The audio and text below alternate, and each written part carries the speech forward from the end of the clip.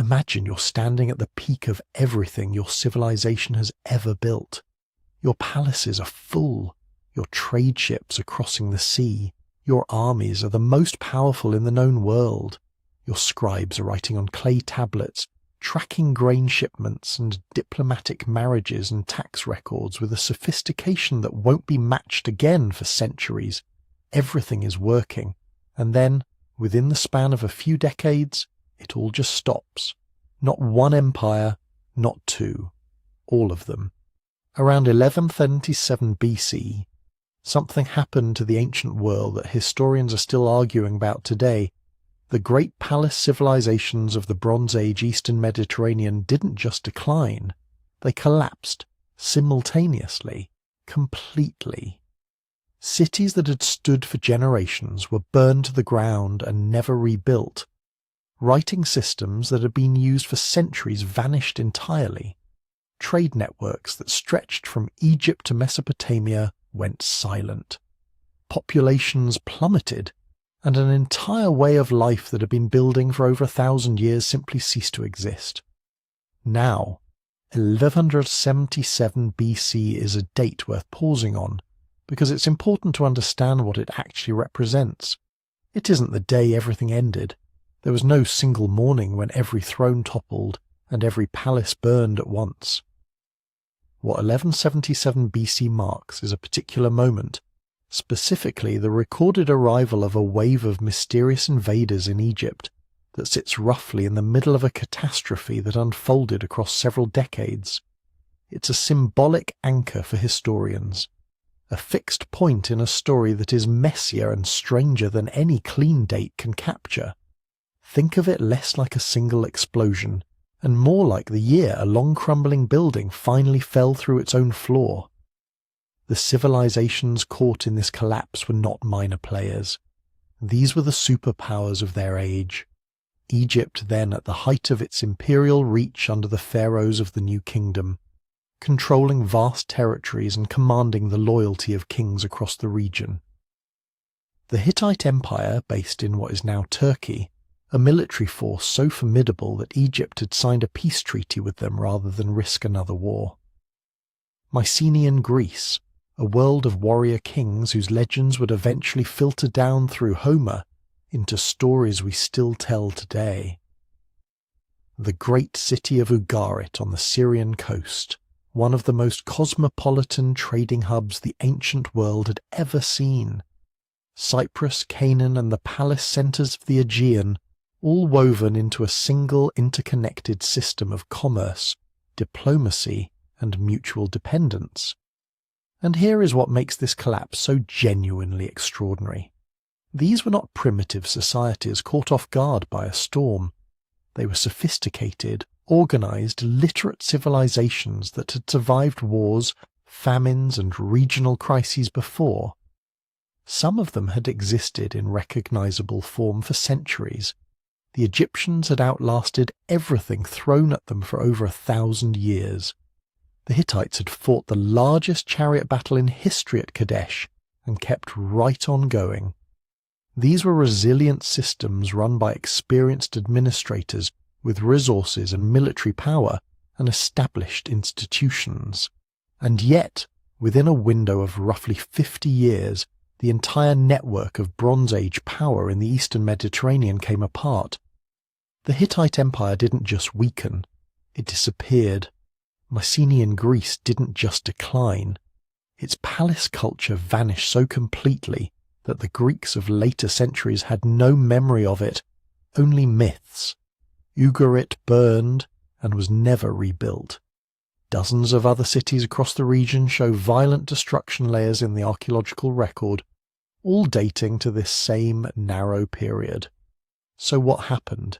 That is the question sitting at the centre of everything we're going to explore, and here's what makes it so maddening and so fascinating in equal measure. There is no single obvious answer. Historians and archaeologists have been debating this for decades, and the honest answer is that nobody is entirely sure. Was it invasion, climate change, famine, earthquakes, internal rebellion, the collapse of trade? Some researchers argue for one dominant cause.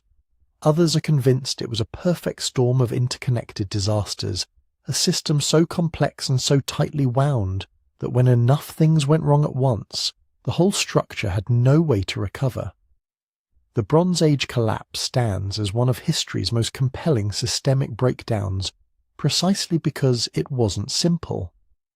Empires that had survived individual catastrophes for centuries could not survive when everything went wrong together. Before we get into what actually happened and the evidence for each possible cause, it's worth sitting with the sheer scale of what was lost, not just politically, but culturally, linguistically, technologically. The world after 1127 BC was genuinely poorer than the world before it, and it would take centuries for anything comparable to emerge again.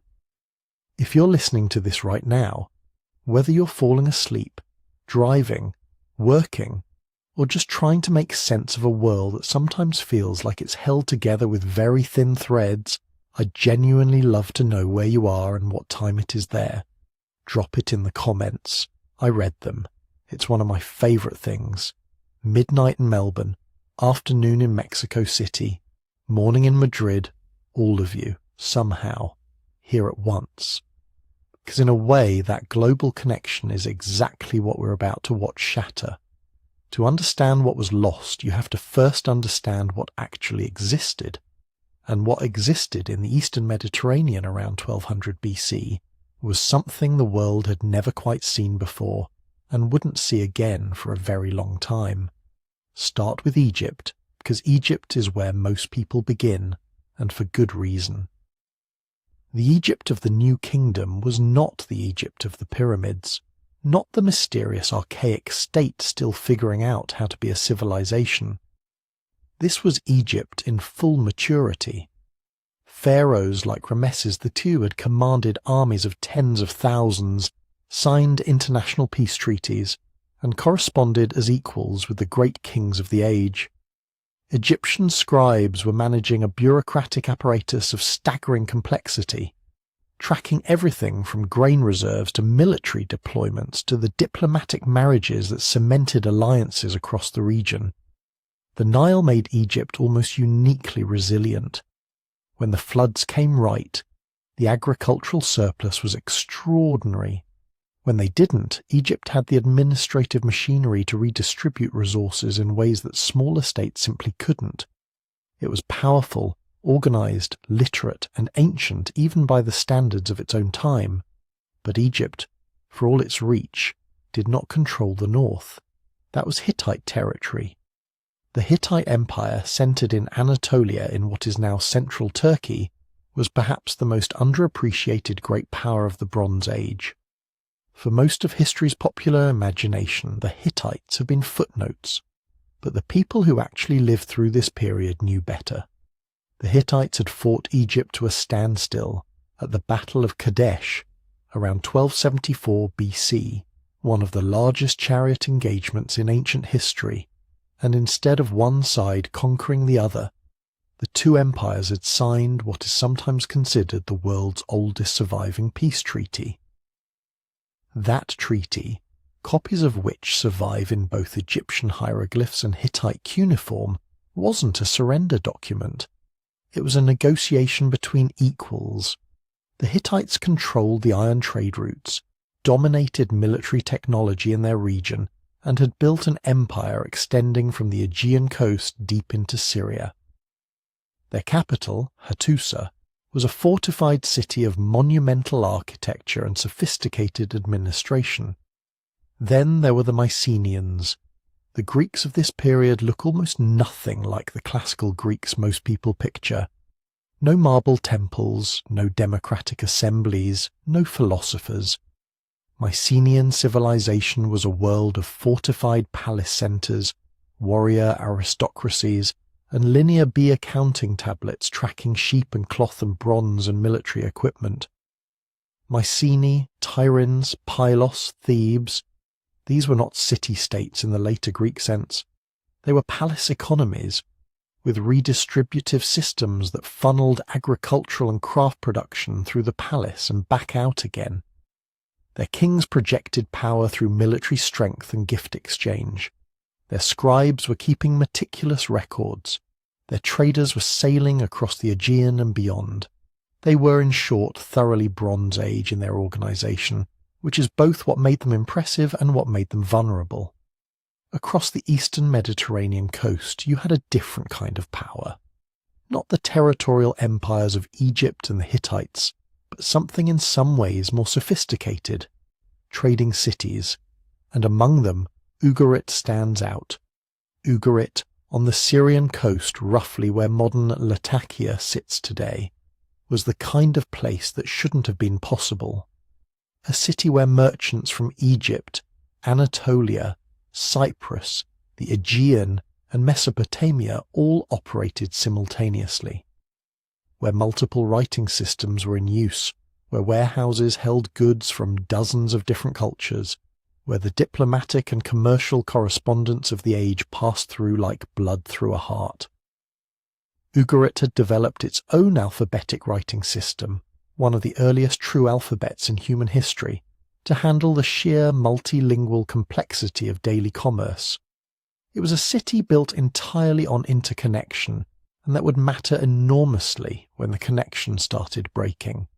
Cyprus, known in ancient texts as Alatia, occupied a different kind of strategic importance. The island sat at the intersection of multiple trade routes and, more critically, it controlled significant copper deposits. In a world built on bronze, and bronze was everything, swords and shields and tools and fittings and hardware of every kind, whoever controlled copper supplies held serious leverage. Alasia's kings corresponded directly with Egyptian pharaohs and Hittite rulers as recognised peers. The island punched above its weight because of what it sat on and where it sat. And then further east, the great Mesopotamian powers, Assyria building its military capacity along the upper Tigris, Babylonia holding its ancient cultural prestige in the south. Neither was quite at the centre of the 1177 BC catastrophe, but both were enmeshed in the same diplomatic and commercial web, sending and receiving envoys, trading tin and textiles, participating in the correspondence networks that link the whole eastern Mediterranean world together. Here is what these states shared despite their obvious differences in geography, language and political structure. They all maintained professional armies. They all had palace complexes that functioned as economic engines, redistributing goods, storing surpluses, directing craft production. They all had writing systems, several different ones across the region, but all serving the same essential purpose of managing complexity at scale. They all engaged in formal diplomacy, sending ambassadors, exchanging gifts of enormous value, and drafting treaties that they mostly honoured. And they all participated in trade networks that moved goods across distances that would have seemed almost impossible without a stable, coordinated system maintaining the routes. That last point is worth holding on to. Egypt didn't produce its own tin. The Hittites didn't have unlimited copper. Mycenae needed obsidian from sources hundreds of miles away. Ugarit needed grain it couldn't fully grow itself. Every one of these great powers had built its prosperity partly on what it could get from somewhere else, which meant every one of them was, in ways they probably didn't fully appreciate, dependent on everyone else staying functional. There's a tendency when looking at ancient superpowers to imagine them as monolithic and impervious, the way children imagine ancient Rome or Egypt as simply permanent features of history. But what the archaeological record shows us is something more interesting and more sobering. These were not static monuments. They were dynamic, interdependent systems that had been carefully built up over centuries and that required constant maintenance to keep working. And in 1200 BC, from the outside, every single one of them looked magnificent. Their palaces were full. Their armies were equipped, their scribes were writing, their ships were crossing the sea, the machinery was running perfectly. Nobody yet knew what was already coming loose inside. So let's pull back from the individual powers for a moment and look at what they created together. because the Eastern Mediterranean around 1200 BC wasn't just a collection of separate empires doing their own thing in parallel. It was something much more interesting and much more fragile. It was a system, an interconnected web of trade, diplomacy, and mutual dependency that functioned in certain important ways like a single organism. And to understand how everything could collapse so completely in such a short time, you first have to understand how deeply everything was stitched together. The clearest window we have into this world is a collection of clay tablets discovered in Egypt in 1887, found by a local woman digging for fertilizer in the ruins of a city called Amarna. What she unearthed turned out to be the royal correspondence archive of the pharaoh Akhenaten, dating to the 14th century BC, roughly a century and a half before the catastrophe. The letters, written in cuneiform on small clay tablets, show us something extraordinary. The great kings of the age were writing to each other constantly, the pharaoh exchanging messages with the Hittite king, with the ruler of Babylonia, with the kings of Assyria, Cyprus, Mitanni, and the smaller Canaanite city-states in between. They called each other brothers. They sent gifts of gold and lapis lazuli and fine linen. They complained when the gifts were insufficient. They negotiated marriages, requested doctors, asked for shipments of oil and wood and horses. One Babylonian king writes to the pharaoh with barely concealed irritation, pointing out that the gold Egypt sent was not as much as promised, and that when it was melted down, it came to barely enough to be worth mentioning. There's something almost modern about the tone. These weren't mythological figures. They were executives managing relationships, tracking obligations, keeping score, and underneath all that royal correspondence and gift exchange was something more fundamental: trade. Enormous, continuous, multi-directional trade that moved goods across the Eastern Mediterranean in quantities that still surprise archaeologists when they encounter the evidence. Here's the problem that drove all of it: bronze, the dominant material of the age, the substance from which weapons and tools and armour and fittings of every important kind were made, required two ingredients that almost never occurred in the same place: copper and tin. You need roughly 9 parts copper to 1 part tin to make functional bronze, and the deposits of each were scattered across completely different regions. Cyprus had copper, significant deposits of it, which is part of why the very word copper derives from the island's ancient name. But tin was a different problem entirely. The nearest reliable sources were in Anatolia, in Afghanistan, possibly in Central Europe or even Britain. Getting tin to where the copper was, and getting both to where the craftsmen and the palaces and the armies were, required a trade network spanning thousands of miles. This wasn't optional. You couldn't build a Bronze Age palace economy without bronze, which meant you couldn't build one without the network. We know what that network looked like in practice, not just from the written records, but from one of the most remarkable archaeological discoveries of the 20th century. In 1982, a Turkish sponge diver found an ancient shipwreck off the coast near the town of Uluburun, on the southern shore of Anatolia. The ship had sunk around 1300 BC, and when archaeologists excavated it over the following decade, what they found was a snapshot of Bronze Age commerce frozen at the moment of disaster. The cargo included 10 tons of copper ingots, shaped in the distinctive oxide form used across the Eastern Mediterranean.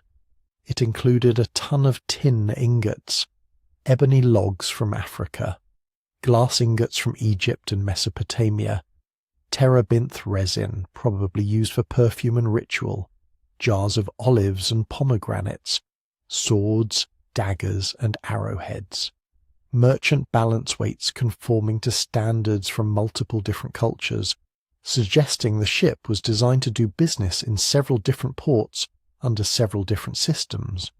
Egyptian, Canaanite, Cypriot, Mycenaean, Kassite, Babylonian artifacts were all aboard the same vessel. This was not an unusual ship. This was a normal ship doing normal business, and that's the point. The sheer diversity of that cargo tells you that the Eastern Mediterranean trading system had developed a level of integration that required constant, reliable movement between many different ports just to keep everyone supplied with what they needed. The routes themselves were a combination of seaborne and overland. Ships moved along the Levantine coast, crossed between Cyprus and Anatolia, sailed to Crete and the Aegean, connected Egypt to the Nile Delta ports and back out again. Overland caravans moved through Syria and down through Canaan, connecting the Mesopotamian world to the coastal cities.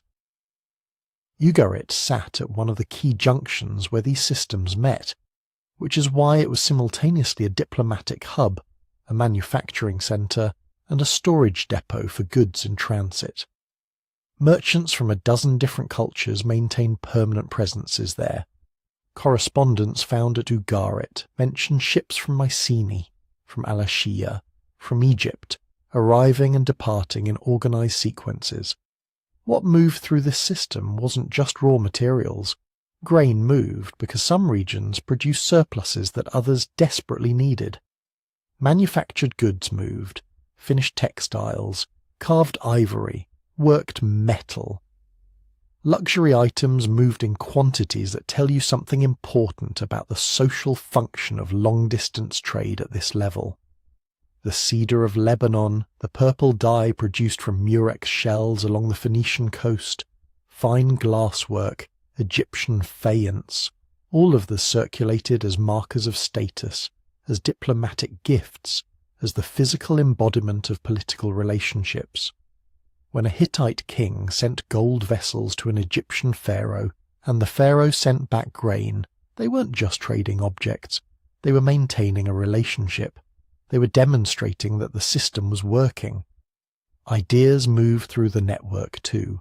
Artistic styles spread across remarkable distances.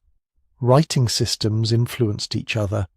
Ugarit's alphabetic script was itself a response to the complexity of operating in a multilingual commercial environment, a technological innovation driven by the demands of international trade.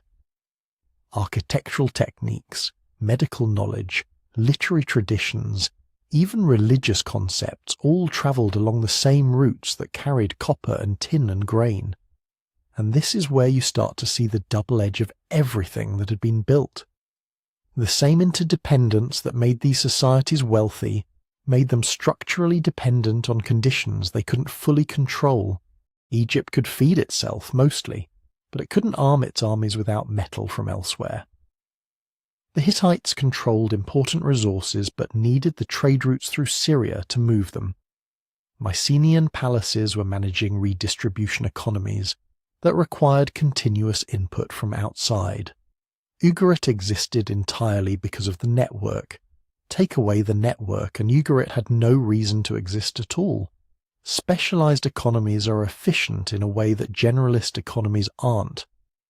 But efficiency and resilience are not the same thing.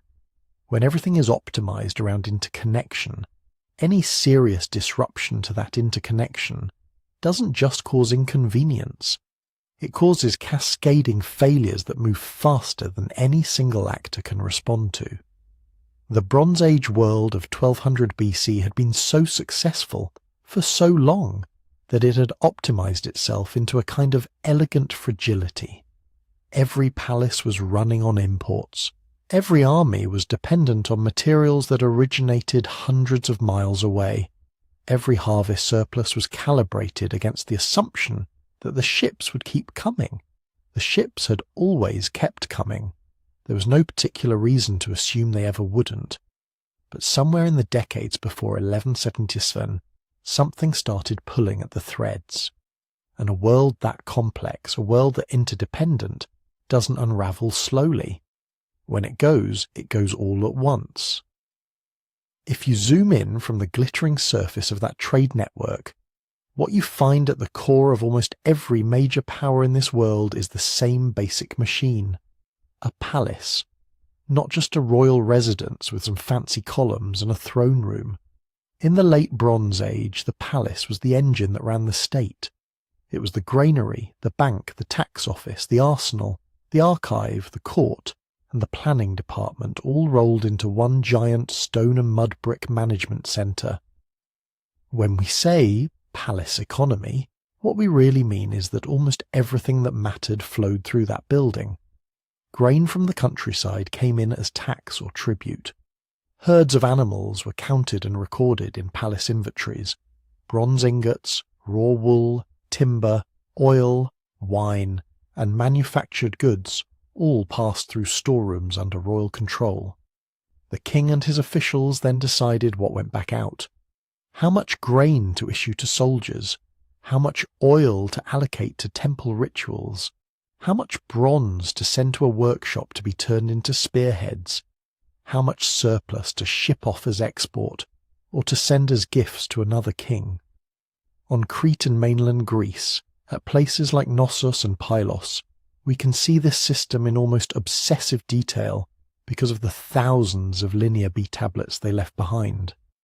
These tablets record who owes what, who works where, which village supplies which kind of labour, how many chariot wheels are in the repair shops, which officials are responsible for which districts.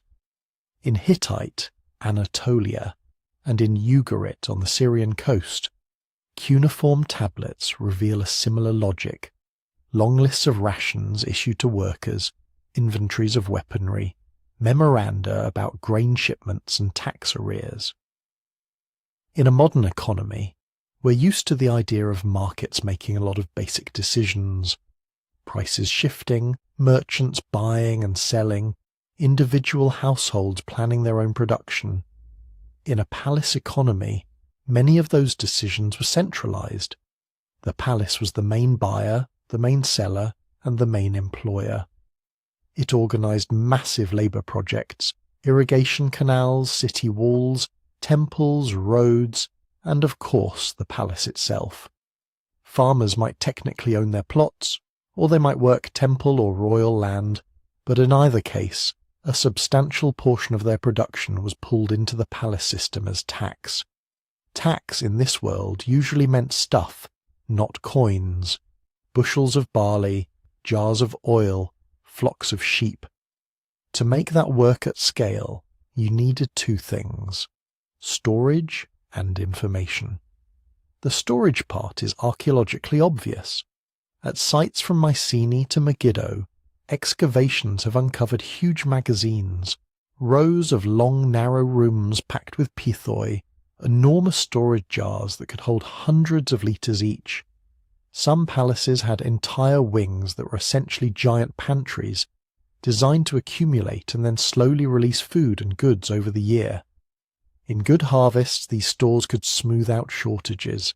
In lean years, they could keep the palace retainers and much of the population fed, if the system was functioning. The information side rested on a very particular social group: scribes and bureaucrats. Most people in these societies were illiterate. Literacy wasn't a general skill, it was a specialized profession. Scribes learned complicated writing systems, whether linear B or cuneiform, and were trained to keep records that made the palace's control over resources possible. They wrote ration lists, tax accounts, diplomatic letters, legal decisions and religious texts. They tracked who owed labour, who had received land, who had defaulted, which foreign merchant had deposited goods in palace warehouses and under what terms. In a sense, the real infrastructure of the Late Bronze Age wasn't just roads and ships. It was the invisible web of information maintained by this bureaucratic class. The entire system depended on their ability to keep track of obligations, schedules, and flows of goods. Lose that information, burn the archives, kill or scatter the scribes, and the palace wouldn't just lose some paperwork. It would lose the memory of who owed what, who had rights to which fields, which foreign partner was expecting which shipment. Overlaying this economic bureaucratic machine was the ideology that held it together: kingship. The kings of this world didn't present themselves as mere administrators. They were the axis on which the cosmos turned. In Egypt, the pharaoh was literally a divine being, the earthly embodiment of Horus, responsible for maintaining Mayat, the cosmic order that kept the Nile flooding and the sun rising. In Hatti, the Hittite great king was the chief servant and representative of the storm god, the one who led the great festivals that renewed the relationship between gods and humans. In the Levantine city-states, and in Mycenaean Greece, kings link their legitimacy to heroic ancestors, to patron deities, and to the promise of military success. And that last part mattered. The late Bronze Age king was expected to win. Campaigns that brought in booty, captives, and prestige weren't just nice optional extras. They were a crucial way to top up the palace's resources and to demonstrate that the ruler still enjoyed divine favour. Victories justified new building programs and new tax demands. Monuments, reliefs, and inscriptions broadcast the message: the king conquers, therefore the gods are pleased, therefore the world is as it should be. That ideology made the system powerful. It gave peasants and elites alike a framework that explained why they should participate, why the constant flow of goods and labour towards the palace made sense.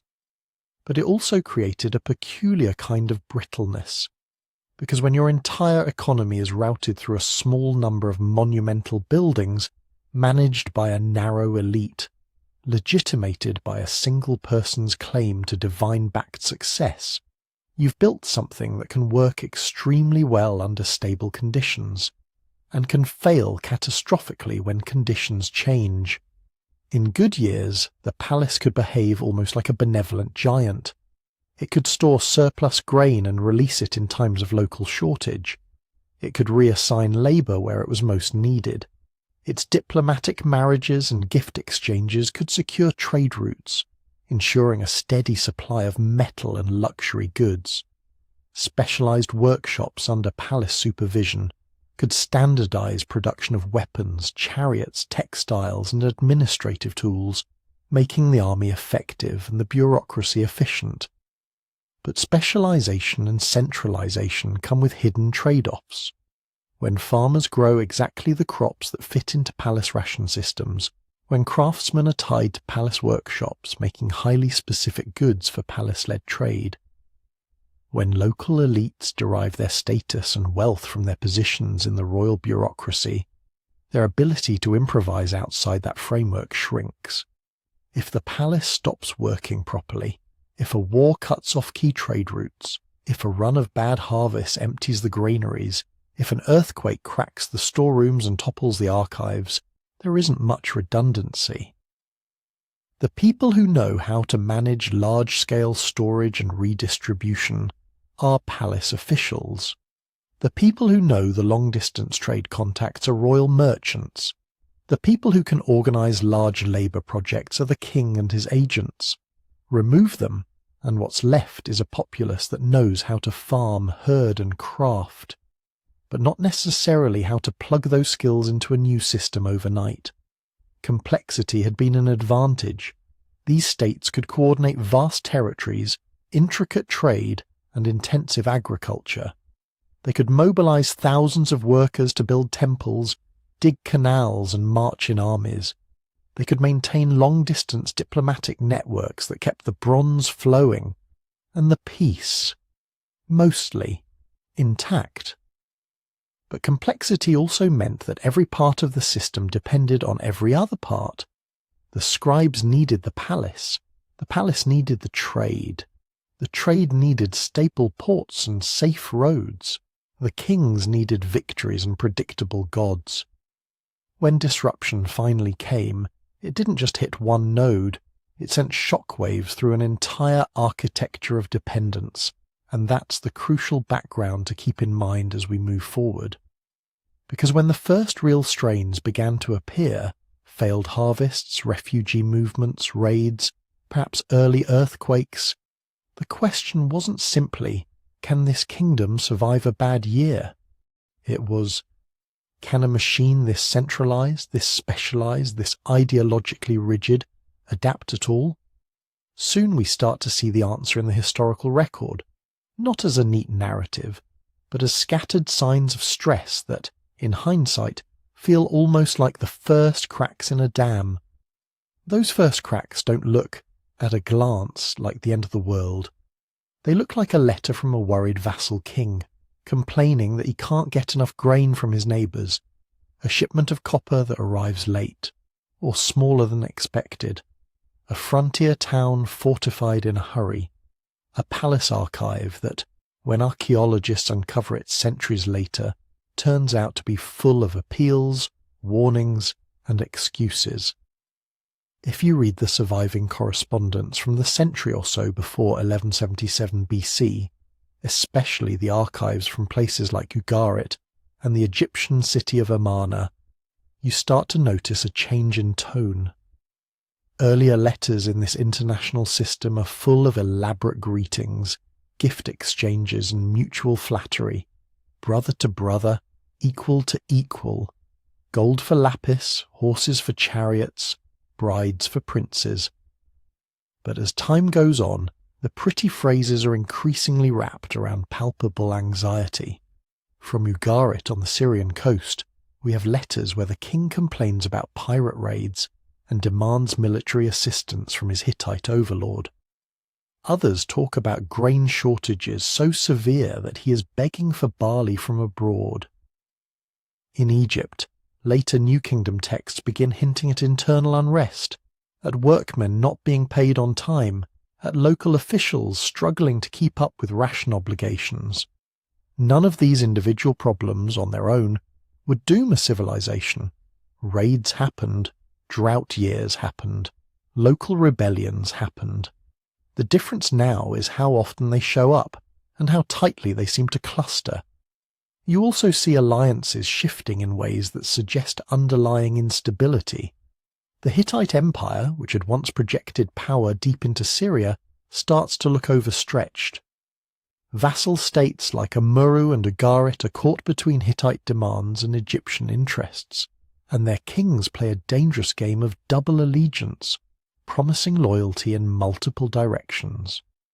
When your vassals start hedging, it usually means they're no longer confident you can protect them. Mycenaean Greece, too, seems to move from a pattern of competitive but stable kingdoms into something more volatile. There are hints of warfare between palatial centres, and some linear B-tablets from places like Pylos suggest hurried preparations, list of chariots, allocations of bronze, records of coastal watch stations being manned.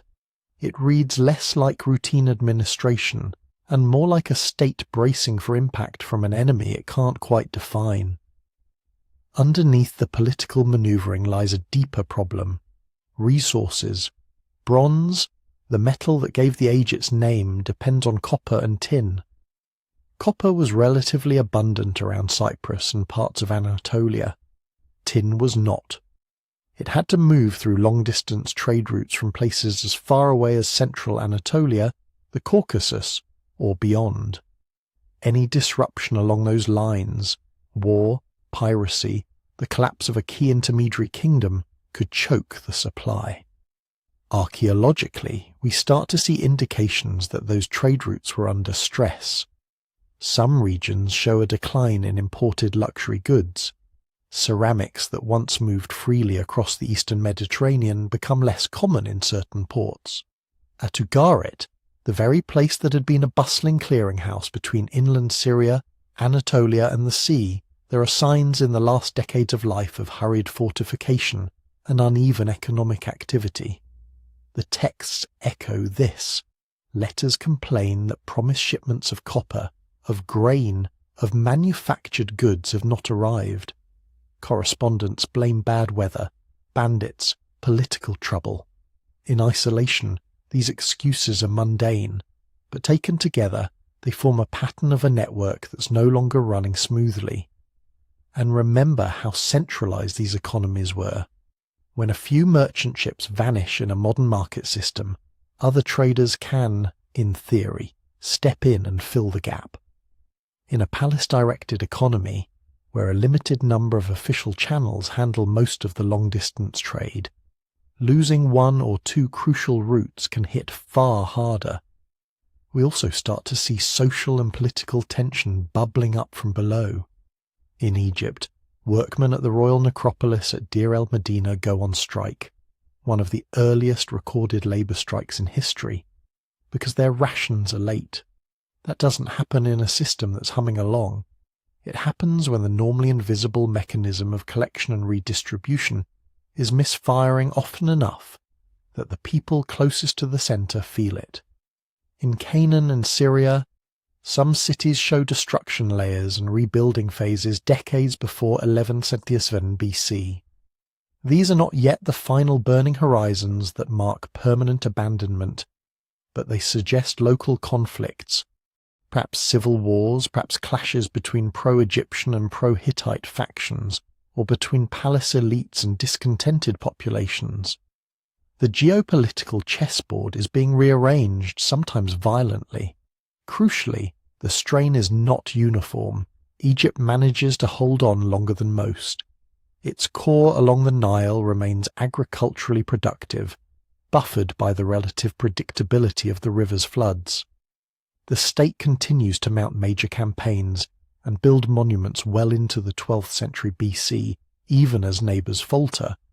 The Hittite Empire, by contrast, seems to unravel earlier and more suddenly. By the time of the final destructions in Syria and Canaan, Hatti itself has already vanished from the written record, its heartland in central Anatolia depopulated or transformed into something very different from the old palace-centred kingdom. Some Mycenaean palaces burn earlier than others. Places like Thebes and perhaps some Cretan centres show signs of major disruption before the final wave that takes out Pylos and Mycenae. In the Levant, a city like Ugarit goes down in flames while other coastal towns survive, damaged but not erased, for a while longer. This unevenness matters. It tells us we're not looking at a single apocalyptic year when everything suddenly burst into flame. We're looking at a drawn-out, regionally varied process that likely unfolded over several decades, maybe even a century, with different polities hitting breaking point at different times. Imagine watching a complex machine fail in slow motion. One gear seizes, the parts connected to it start to shudder. Pressure shifts to another component, which now operates under greater strain. Some segments keep going for a while, even speeding up to compensate. Others crack almost immediately. The Late Bronze Age collapse looks, in the sources we have, very much like that kind of cascading failure. Political betrayals, missed shipments, refugee movements, local uprisings, shifting alliances, raids that test and then overwhelm weakened borders. No single event by itself explains the fall of this entire interconnected world, but each added new stress to systems already operating close to the edge. By the time we reach the famous destruction layers, cities burned to their foundations, palaces toppled, archives baked into clay by the very fires that destroyed them. We're not seeing the first sign that something has gone wrong. We're seeing the point at which decades of accumulated strain finally become impossible to paper over. And in the next part of this story, we move from hints and murmurs to the loudest evidence of all, the settlements that vanish from the map, seemingly all at once. When we finally hit those destruction layers, the story stops being abstract. You're no longer dealing with worried letters and late grain shipments. You're standing in the charred ruins of once living cities, looking at collapsed walls, vitrified bricks, smashed pottery, and rooms frozen in the moment of catastrophe. Take Ugarit. In the centuries before its fall, Ugarit was a thriving port on the Syrian coast, a linchpin between the sea and the inland empires. Its merchants handled Cypriot copper, Mycenaean pottery, Egyptian goods, and Hittite political demands. Its scribes wrote in multiple languages, filing away letters to kings across the region. And then, sometime right around the early 12th century BC, the city dies in fire. When archaeologists excavated Ugarit, they found houses where storage jars were still full, where tools lay where they'd last been used, where tablets sat drying in the scribal rooms and never got filed. In one building a letter was found still lying in the courtyard, half-finished business that would never be completed. The king of Ugarit had written to his overlord complaining about attacks along the coast. Another letter from a Hittite official urges Ugarit to send back ships quickly, because the enemy ships are already here. Those texts found in a destruction layer give us a chilling kind of timestamp. Ugarit did not have time to evacuate systematically.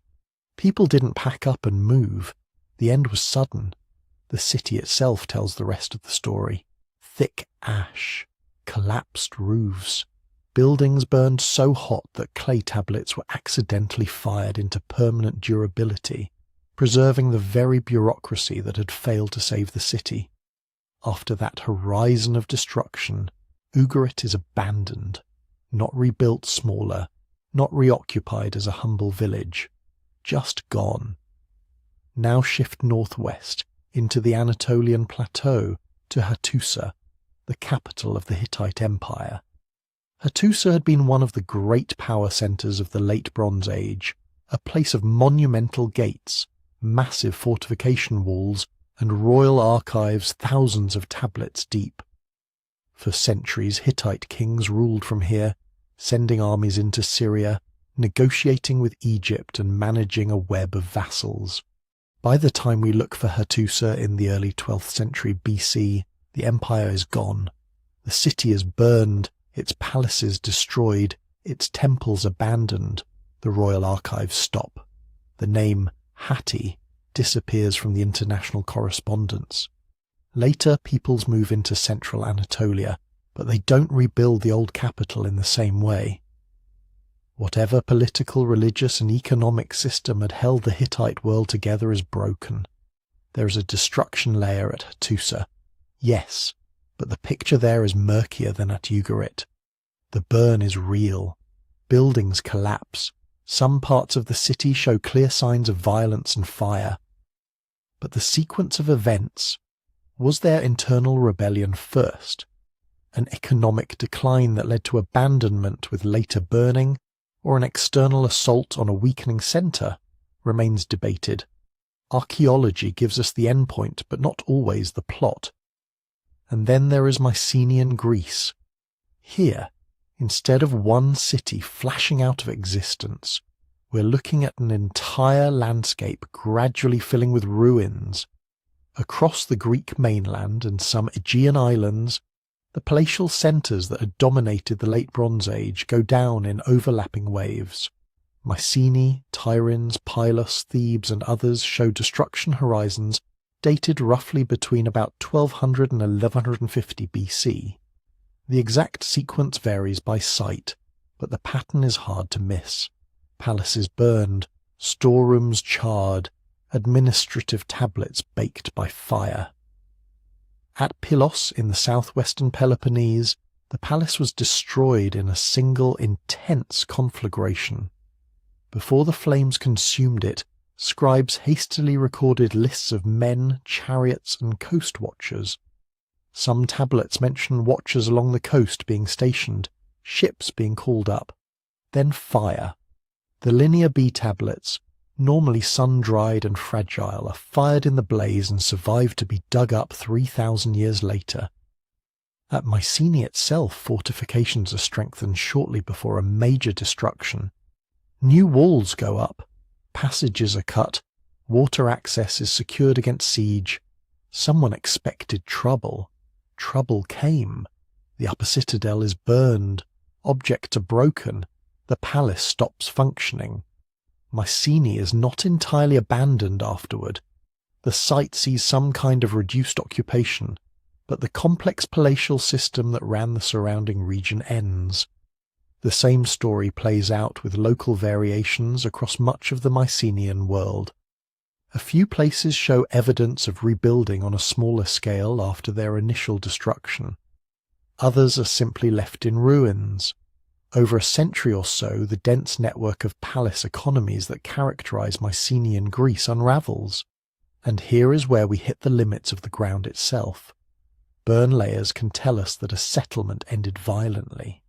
They can tell us that a fire was intense, that buildings collapsed suddenly, that objects were left in place, arrowheads embedded in walls, crushed skeletons and smashed weaponry suggest warfare, siege or massacre. Smashed and scattered remains can hint at looting, but ash cannot tell us who lit the fires. A uniform destruction layer might be the work of foreign invaders, but it could also be the result of civil war, a palace coup, or a rebellion of subject populations. It could even, in some cases, be an accidental urban fire amplified by crisis conditions that prevented rebuilding. When we don't find bodies in the ruins, does that mean people escaped in time? Or were they cleared out afterward? When we see valuables left behind, is that a sign of panic evacuation? Or evidence that the attackers killed or enslaved everyone and then left without bothering to loot systematically? Archaeology sketches the outlines. The details remain fuzzy. There's also the opposite problem, places that don't burn. Some late Bronze Age cities show no clear destruction horizon at all. Instead, their material culture simply thins out and changes. Large palatial buildings go out of use, writing disappears, imported luxury goods become rare, house plans shift from monumental complexes to smaller, simpler structures. This is decline by attrition rather than catastrophe. In the Levant, some coastal towns survive the great wave of destruction that takes down Ugarit. They continue into the 12th century BC, but their character shifts. New groups appear in the archaeological record, often labelled with names like Philistines or Sea Peoples based on later texts. Old elites disappear from the written record, replaced by new styles of pottery, new burial customs, new patterns of trade. In Greece, after the palace fires, the population doesn't vanish. Villages and small towns continue. People still farm, herd animals, and make pottery. But the writing system, the linear B script used for palace administration, disappears. Monumental architecture stops.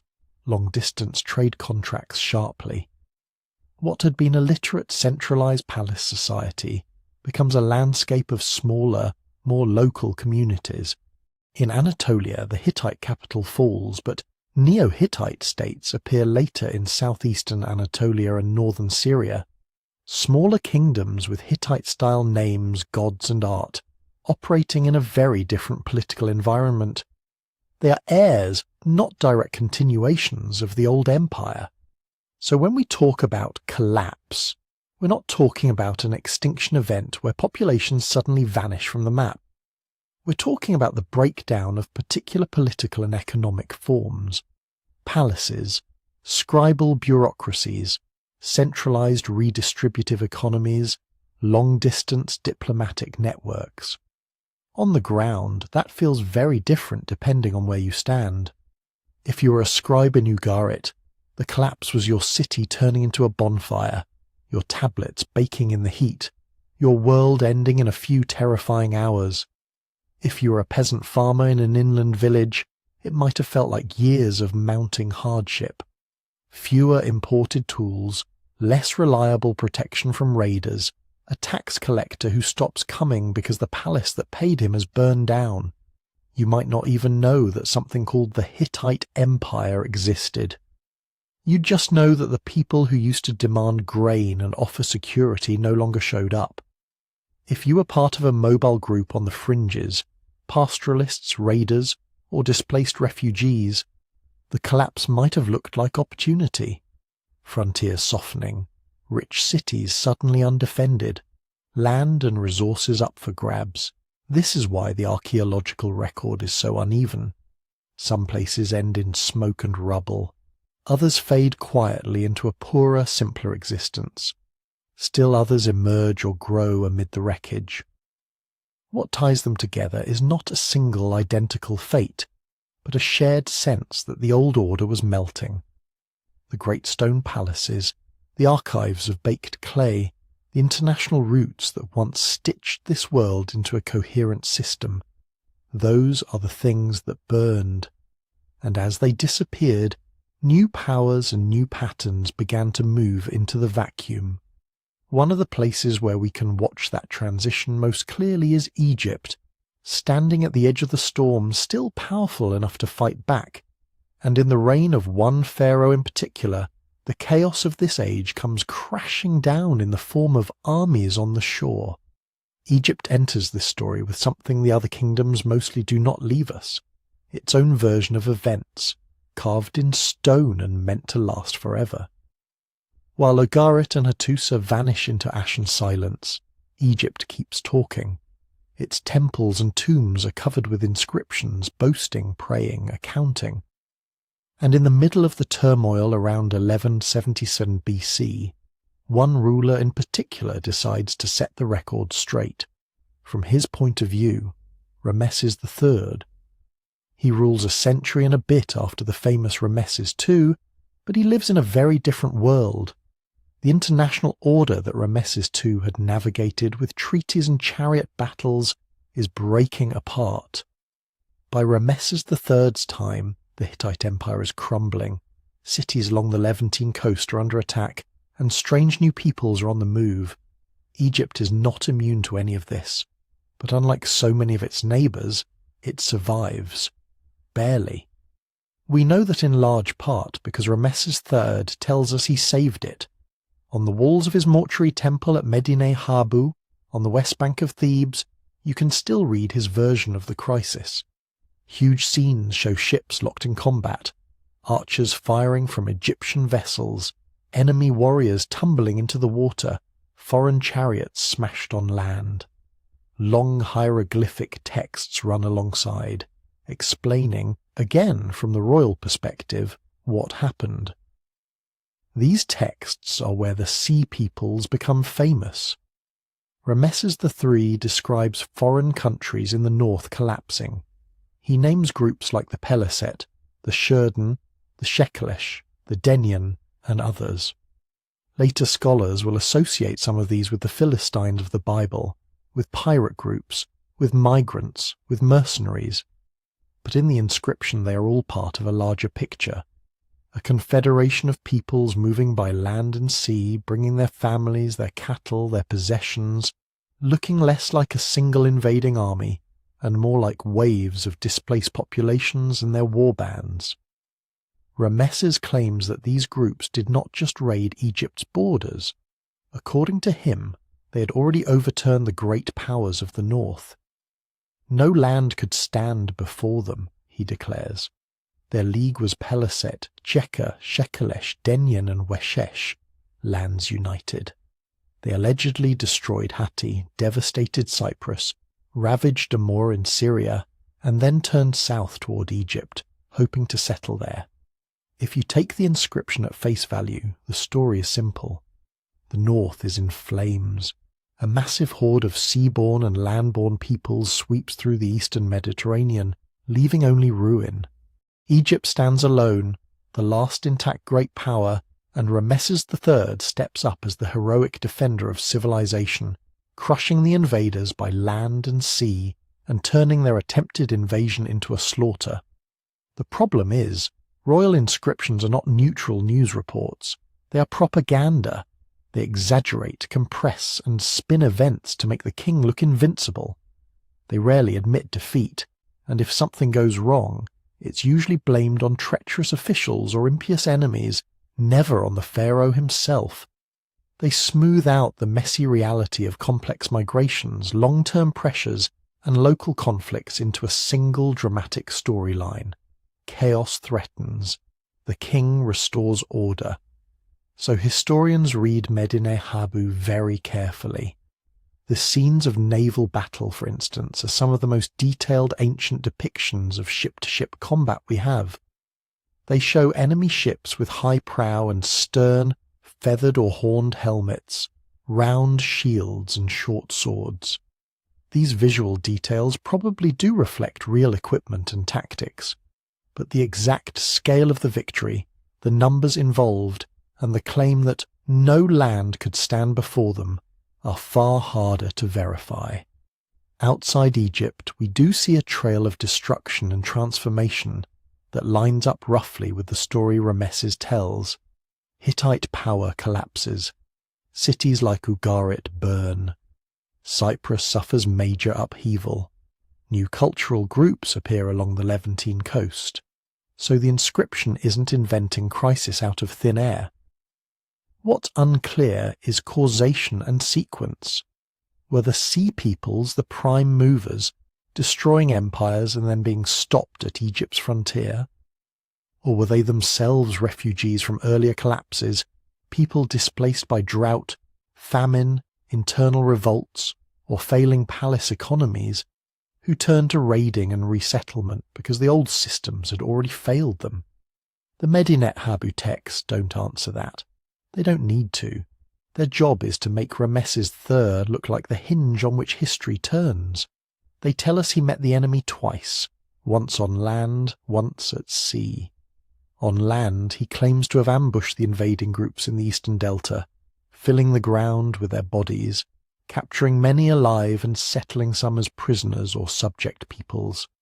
At sea, he describes sending the Egyptian fleet to block the mouths of the Nile, luring the enemy ships into a trap where archers on shore and marines on deck could cut them down as they tried to land. Whether events happened exactly that way, something very serious clearly did happen. Egyptian records mention grain shortages, internal conspiracies, problems with paying workers.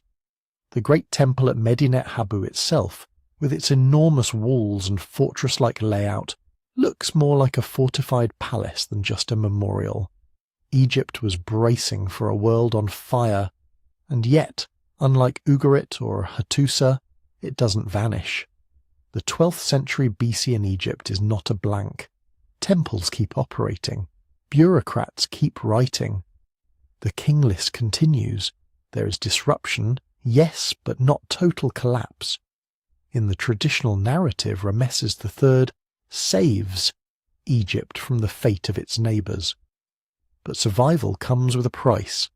Even as the inscriptions boast of victory, the underlying system is straining. Later in Ramesses III's reign, we have evidence of the first recorded labour strike in history. The workers who build royal tombs at Deir el-Medina stop work because they aren't being paid in grain. The central government is struggling to meet its obligations. After his death, things slide further. The later Ramesside pharaohs of the 20th dynasty are weaker. High priests in Thebes accumulate power. Local officials act more independently. Foreign policy shrinks. Egypt withdraws from parts of Canaan it once dominated. By the end of the dynasty, the country effectively splits between north and south authorities. So Egypt becomes a kind of laboratory for understanding resilience and decline.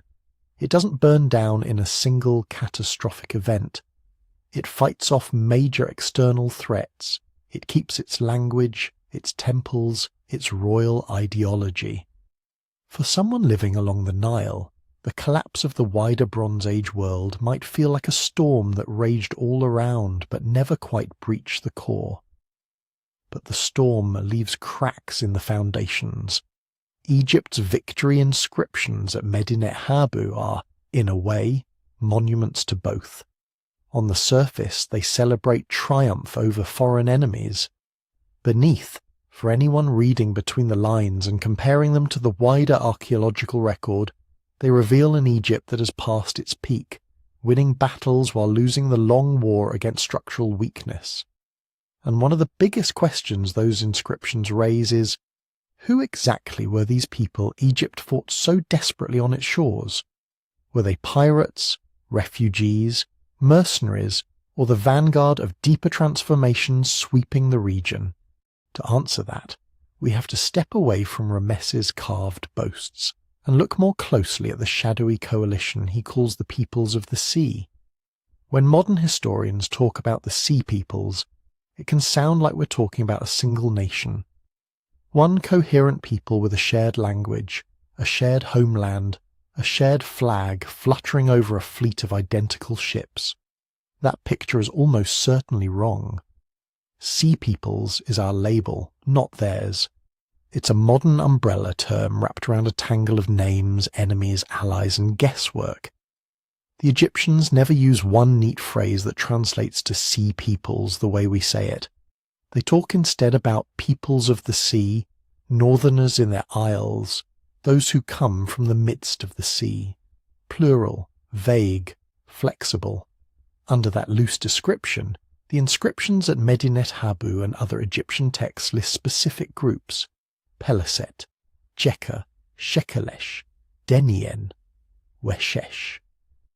Earlier, under Ramesses II and Meneptah, we see Sherden, Luka, Ekwesh, Teresh. Some of those names look tantalizingly familiar. Peleset sounds very much like the Philistines of the Hebrew Bible, who appear in the southern Levant right after this period with material culture that looks partly Aegean.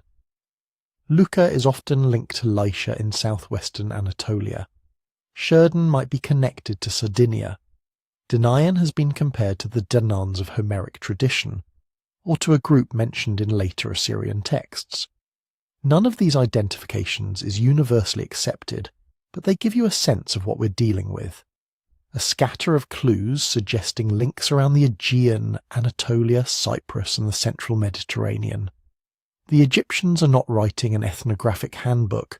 They're writing victory texts. They care less about who these peoples think they are, and more about what they are doing to Egypt. Even so, a pattern emerges. Ramesses III describes them not as a single invading army marching under one king, but as a league of lands united.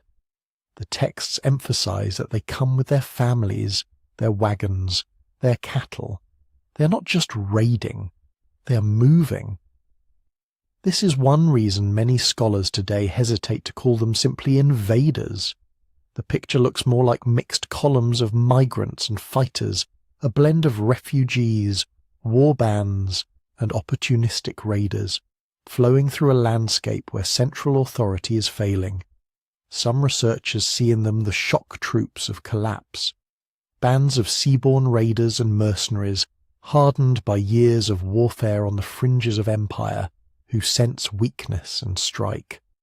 In this view, the sea peoples are the pirates of the late Bronze Age. They attack coastal cities, they cut trade routes, they destabilize already fragile states and help push them over the edge. Others reverse the story. They argue that by the time these groups show up on Egyptian walls, the real damage has already been done. Drought has undermined agriculture, earthquakes have hit key sites, palace economies are creaking under their own complexity. Internal revolts simmer. As kingdoms crumble, populations from Anatolia, the Aegean, and the eastern Mediterranean islands are forced to move. Some hire themselves out as mercenaries. Some join raiding expeditions to survive. Some aim to seize new land because their old land is gone. In that scenario, the sea peoples are less the cause of collapse and more the human debris tossed around by it. There is also the possibility that Egypt's sea peoples are partly a rhetorical device. When Ramesses III lists Sherden, Shekelesh, Peleset, and the rest, is he describing one actual coalition, all marching together in lockstep? Or is he bundling several separate episodes, piracy in the Delta, mercenaries hired in one campaign, migrants moving along the coast in another, into a single story of a grand foreign threat that he heroically repels? We know, for instance, that Sherden warriors were not only enemies. Earlier in the New Kingdom, Sherden appear serving as elite bodyguards for the pharaoh. What starts out as pirates from the north can become my personal shock troops once captured and integrated into the Egyptian system. The line between invader, mercenary, and subject is blurry, and that blurriness is the point. When you peel back the grand label Sea Peoples, what you see looks less like one people on the march and more like a kaleidoscope of small groups, each with their own motives, languages, and histories. Some probably came from Western Anatolia, pushed out by local conflict or economic crisis. others perhaps from the Aegean islands, caught between rival powers or suffering from disrupted trade. Some may have been long-distance mariners from as far west as Sardinia or Sicily, drawn into eastern chaos by profit and necessity. They arrive in different ways, as mercenaries hired by desperate kings, as pirates preying on weakened shipping lanes, as families towing ox carts, looking for land to farm, as minor coastal communities that see opportunity in the vacuum left by retreating empires. Egyptian texts flatten all that into foreigners from the sea. This is why the sea peoples loom so large and yet remain so elusive. Our evidence is fragmentary and deeply biased. We mostly see them through the eyes of the people they attacked or tried to settle among. We hear almost nothing from their own side. No chronicles, no letters, no list of kings, just scattered pottery styles, weapon types, helmet designs, and those stubborn Egyptian names that may or may not match later ethnic labels. Archaeology fills in parts of the picture, but not all. Around the eastern Mediterranean we find sudden levels of destruction at some sites, layers of burning that match the period when Egyptian texts say these groups were active. We also find new kinds of houses, new pottery styles, new burial customs, appearing in places where the old palace systems disappear. In Philistia, for example, 12th century levels show a distinct material culture with clear ties to the Aegean. That fits well with the idea of a Peliset migration or resettlement. But cause and effect are murky. Did these groups arrive riding the wave of destruction they helped cause? Or did they simply move into spaces already emptied by famine, internal war, or administrative breakdown? The layers of ashen rubble do not come with neat labels. So when we ask, who were the sea peoples, the most honest answer is, they were many things at once. They were enemies and allies, migrants and marauders, mercenaries and settlers. They were symptoms of a system under extreme stress, and in some cases, accelerants of that stress. They participated in the unmaking of the late Bronze Age world, but they were not the only force tearing it apart. If you remove them from the story, you still have droughts, earthquakes, palace economies cracking, trade networks failing, and internal rebellions. The collapse might have looked different without them. It might have been slower, less violent on the coasts, more drawn out. But the underlying vulnerabilities would still be there. That is why many historians today see the Sea Peoples not as the single cause of 1177 BC, but as one thread in a much larger tapestry of crisis. They matter because they show us what happens when mobile, militarized groups collide with rigid, centralized states. At the moment those states are weakest. They matter because their movements leave fingerprints across the new Iron Age cultures that rise from the ruins. And they matter because the mystery around them forces us to confront the limits of our evidence. Medinet Habu gives us a vivid story. The wider archaeological record adds context and complication. Put together, they reveal a world where peoples of the sea are moving, fighting and settling, but not in isolation. They are one visible wave on the surface of a much deeper storm. To understand that storm and why so many kingdoms collapsed at roughly the same time, we have to look beyond the ships and helmets and battle scenes to the slow, relentless pressures building beneath them. The climate shifts, the harvest failures, the famines that can turn migrants into raiders and soldiers into rebels. Long before the ships appeared on Egyptian walls, something quieter had been changing. The sky. If you take mud cores from the bottoms of lakes in the Levant, or from the Dead Sea, or from marshes in Cyprus, you can read them like tree rings. Dust layers thicken, pollen types shift, chemical signatures in tiny shells change. When scientists line up these different records, a pattern emerges.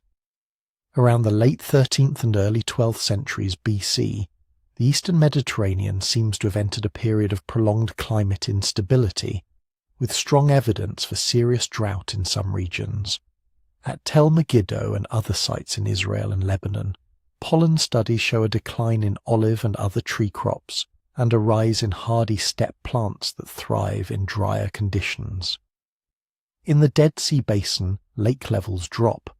In Cyprus and Anatolia, speleothems, mineral formations in caves, record changes in oxygen isotopes that many researchers interpret as a reduction in rainfall. Even further afield, in Anatolian lakes and in the Nile headwaters in East Africa, there are signs of hydrological stress around this same broad window. None of these records is perfect. Dating is tricky. Local conditions vary. But taken together, they point to a phase of climate stress that overlaps uncomfortably well with the timeline of the Bronze Age collapse. For the palaces, this was the nightmare scenario. Remember what these late Bronze Age states were built on. Not just bronze and chariots, but grain, surplus, year after year of reliable harvest stored in big central granaries. Those records we saw earlier, lists of rations, shipments, temple offerings, only make sense in a world where the palace can collect food from the countryside and redistribute it to specialists, soldiers, and the king's dependents. Now imagine a string of bad years. Rainfall drops even a little bit, and dry farmed barley and wheat start to fail. Hillside terraces crack, wells go brackish, herd animals have less pasture. The farmers at the bottom of the system are the first to feel it. They have to choose between feeding their families now and keeping seed for next year. They fall behind on their obligations to the palace, taxes, corvée labour, deliveries of grain and wine and oil. The palace in turn has less to hand out. Armies move on rations. Garrison troops in frontier forts expect their grain shipments. Temple staff rely on regular allocations. Craft specialists, bronze smiths, chariot builders, scribes don't grow their own food. Their loyalty to the king is literally paid in bread and beer. When the storerooms start to empty, the whole system begins to creak. We see hints of this in the written record. Letters from the last days of Ugarit contain desperate requests for grain. In one, a neighbouring ruler begs the king of Ugarit to send whatever he can spare because there is a severe famine in your land. The implication is clear. The crisis is regional. Egypt, usually the breadbasket of the Eastern Mediterranean, also records grain shortages and price spikes around this period. Ramesses III's papier mention provisions being stretched, and later in the 12th century we find documents from workmen at Deir el-Medina complaining that their rations are late or reduced. Famine is not just a matter of empty stomachs, it's a political event.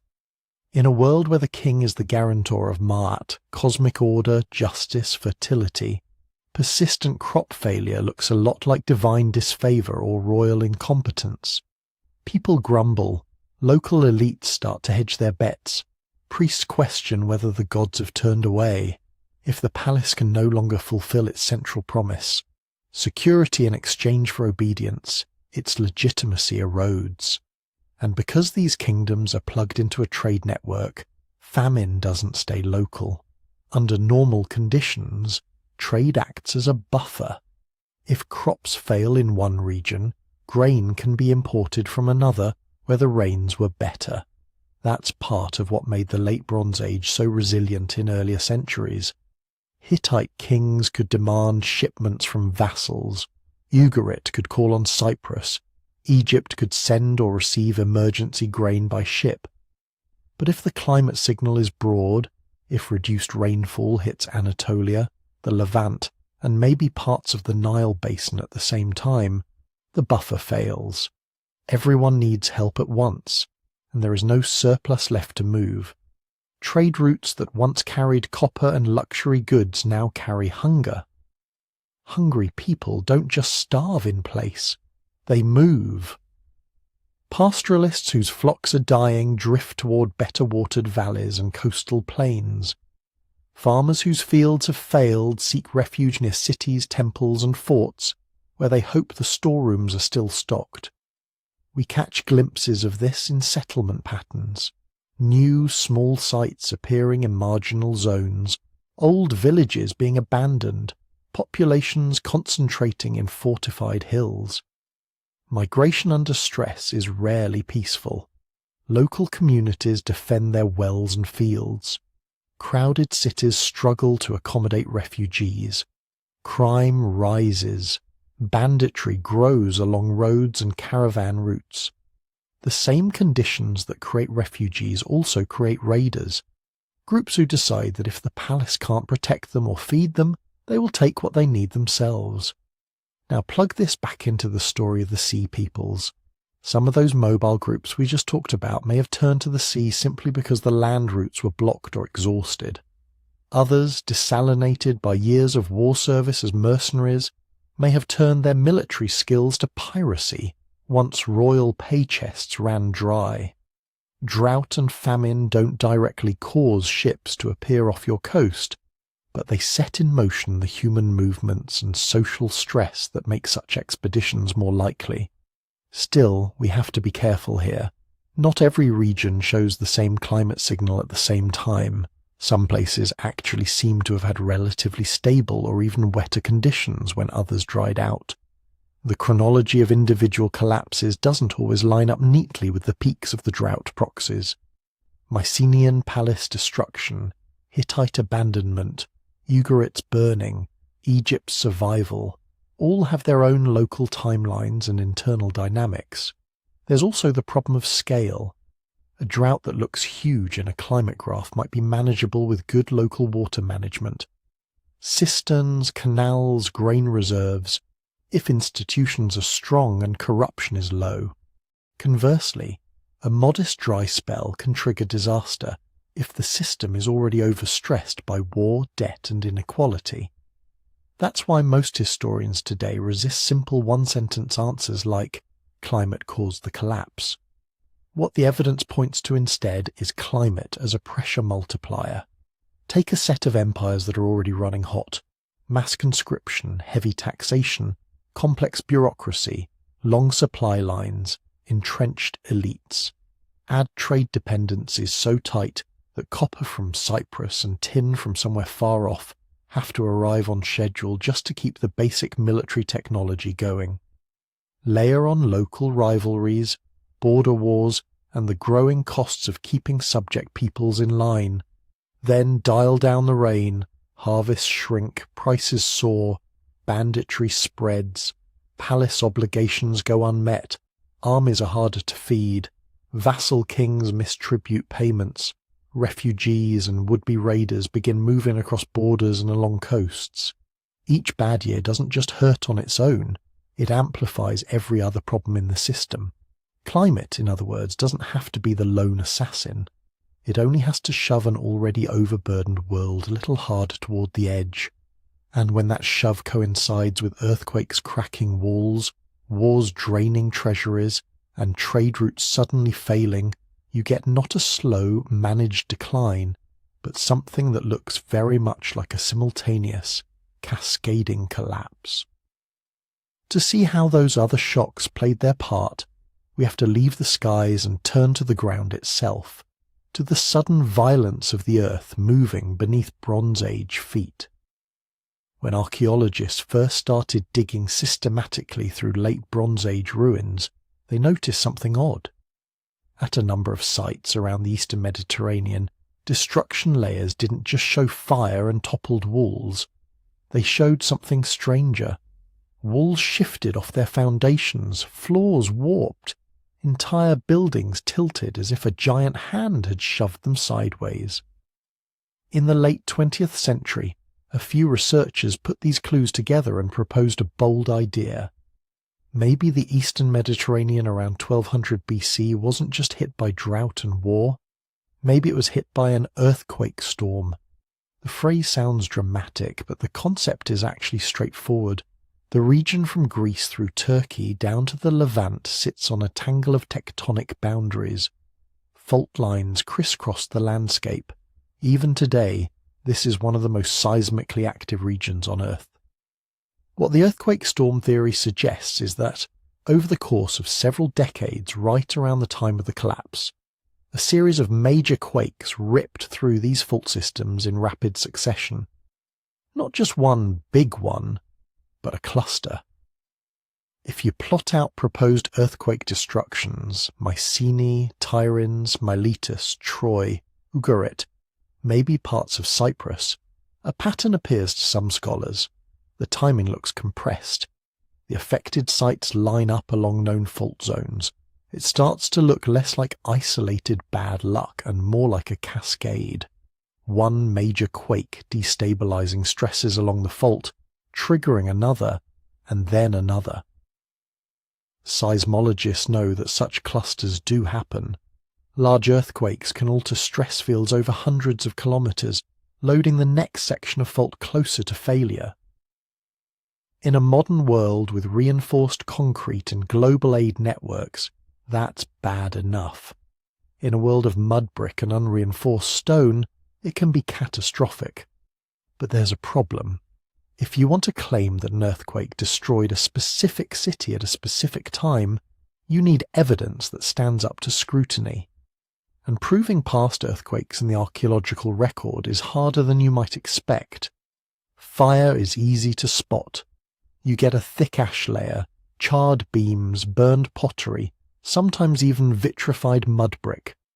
Warfare leaves its own calling cards, arrowheads embedded in walls, sling stones piled in streets, smashed skulls, hordes buried in haste. Earthquakes are quieter, at least in the debris they leave behind. What you're looking for are what specialists call seismic signatures.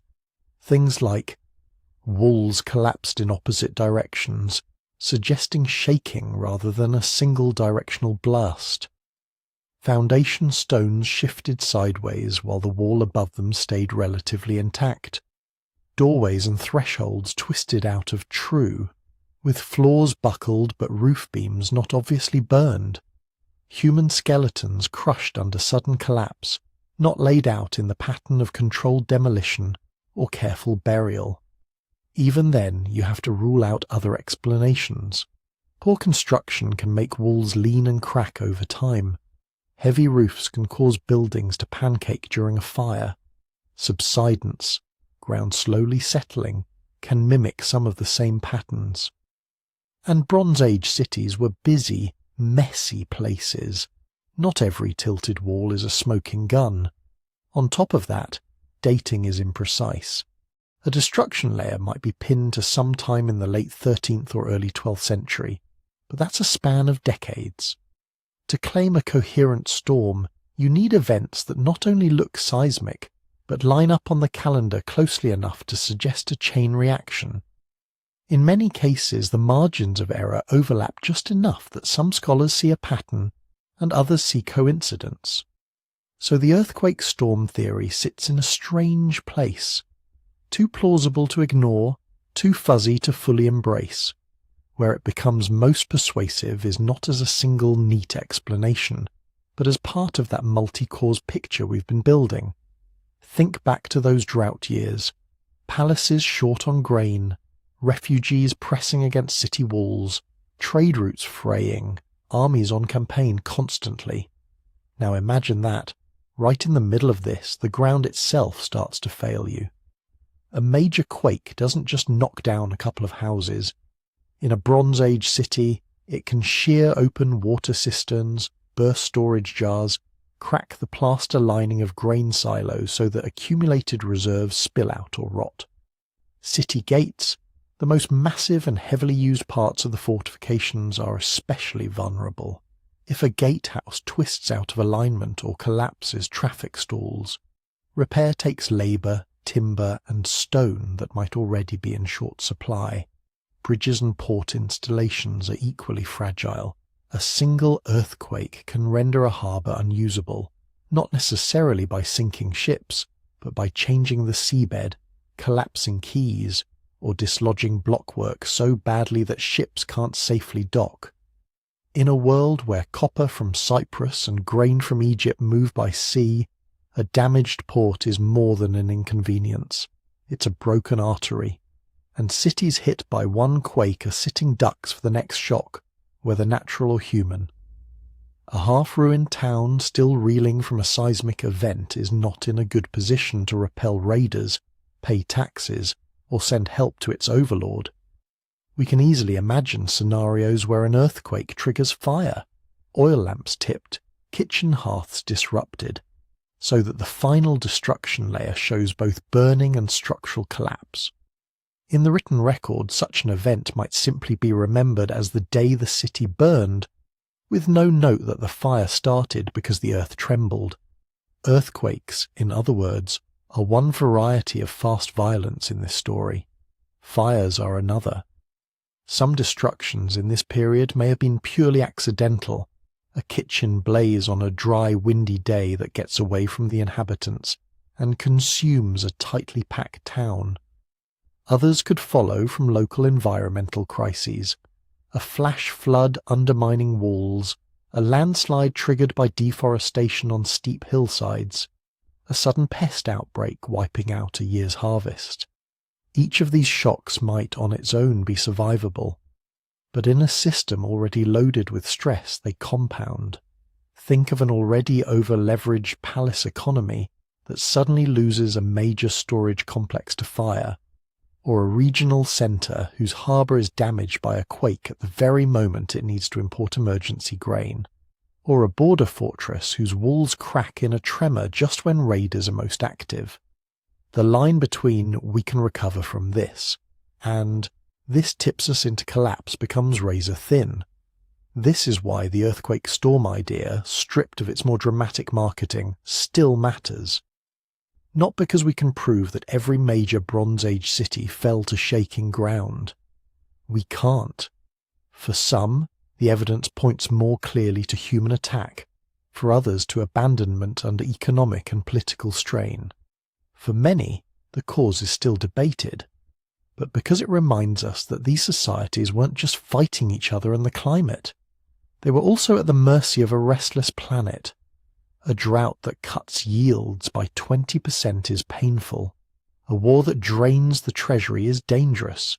A trade disruption that delays tin shipments is destabilizing. Add a badly timed quake that wrecks storerooms and walls, and suddenly a kingdom that might have limped through hard times instead stumbles into freefall. In that sense, earthquakes belong in the same category as the Sea Peoples, famines, plagues, and palace coups. Not solo assassins, but accomplices, each one delivering a blow from a different angle, each one making it harder for the system to right itself. To see how those human blows landed, how war, rebellion, and internal breakdown exploited every crack opened by climate and catastrophe. We have to step inside the palaces as they begin to turn on themselves. When we picture the collapse of the Bronze Age, it's tempting to imagine it as a story of external enemies, ships on the horizon, barbarians at the gate, foreign armies smashing through city walls while terrified scribes scratch out last messages on clay tablets. But when you zoom in on the evidence, another pattern appears. Some of these kingdoms didn't just fall because somebody attacked them. They were already cracking from the inside. Let's start with something that almost never shows up in heroic inscriptions, but haunts the administrative texts: unpaid workers. In the archives of Ugarit on the Syrian coast, we find lists of rations owed to labourers, to rowers, to garrison troops. Over time, those lists start to show delays, shortfalls, arrears. People who were supposed to receive grain and oil on a regular schedule didn't. In Egypt, around the same broad period, there's a famous later incident at Deir el-Medina where royal tomb builders go on strike because their rations haven't arrived. That's a couple centuries after the main wave of collapse, but it shows you the underlying dynamic. These systems ran on redistribution. If the palace couldn't pay, everything jammed. Imagine that happening not in one village of craftsmen, but across whole provinces. If a kingdom is struggling with drought, paying for foreign mercenaries and rebuilding walls after earthquakes, the easiest place to save is on the people at the bottom of the hierarchy. Delay payment to field labourers, cut rations to sailors, ask garrison troops to wait just 1 more month for their grain. But those people are the system. They plant the fields, crew the ships, man the walls. If their trust in palace authority erodes far enough, you don't just have disgruntled subjects, you have the ingredients for rebellion. We see hints of this in the Hittite world. By the late 13th century BC, the kings at Hattusa were dealing with serious succession issues. There are letters complaining about brothers and half-brothers being disloyal, border vassals flirting with enemies, constant intrigue over who gets the throne. One king, Tudalia IV, had to reconfirm treaties and redistribute land to keep elites on his side. That's a red flag. When a king is spending his time bribing nobles with estates and tax exemptions, that wealth has to come from somewhere, usually from the central treasury, from royal lands, from peasant communities already squeezed by taxes and corvée labour. And while he's doing that, he's also trying to maintain an empire stretched from western Anatolia to northern Syria. Overextended militaries are another quiet stress. Bronze Age armies were not standing professional forces in the modern sense. They were ad hoc assemblies of chariot elites, retainer soldiers, conscripted farmers, and hired foreign mercenaries. They had to be fed, equipped, and rewarded, especially the chariot aristocracy who formed the backbone of royal power. Chariots are expensive. You need trained horses, specialist craftsmen, metal workers for fittings, armour and weapons. Fortresses and fortified border towns are expensive too, not just to build but to garrison year after year.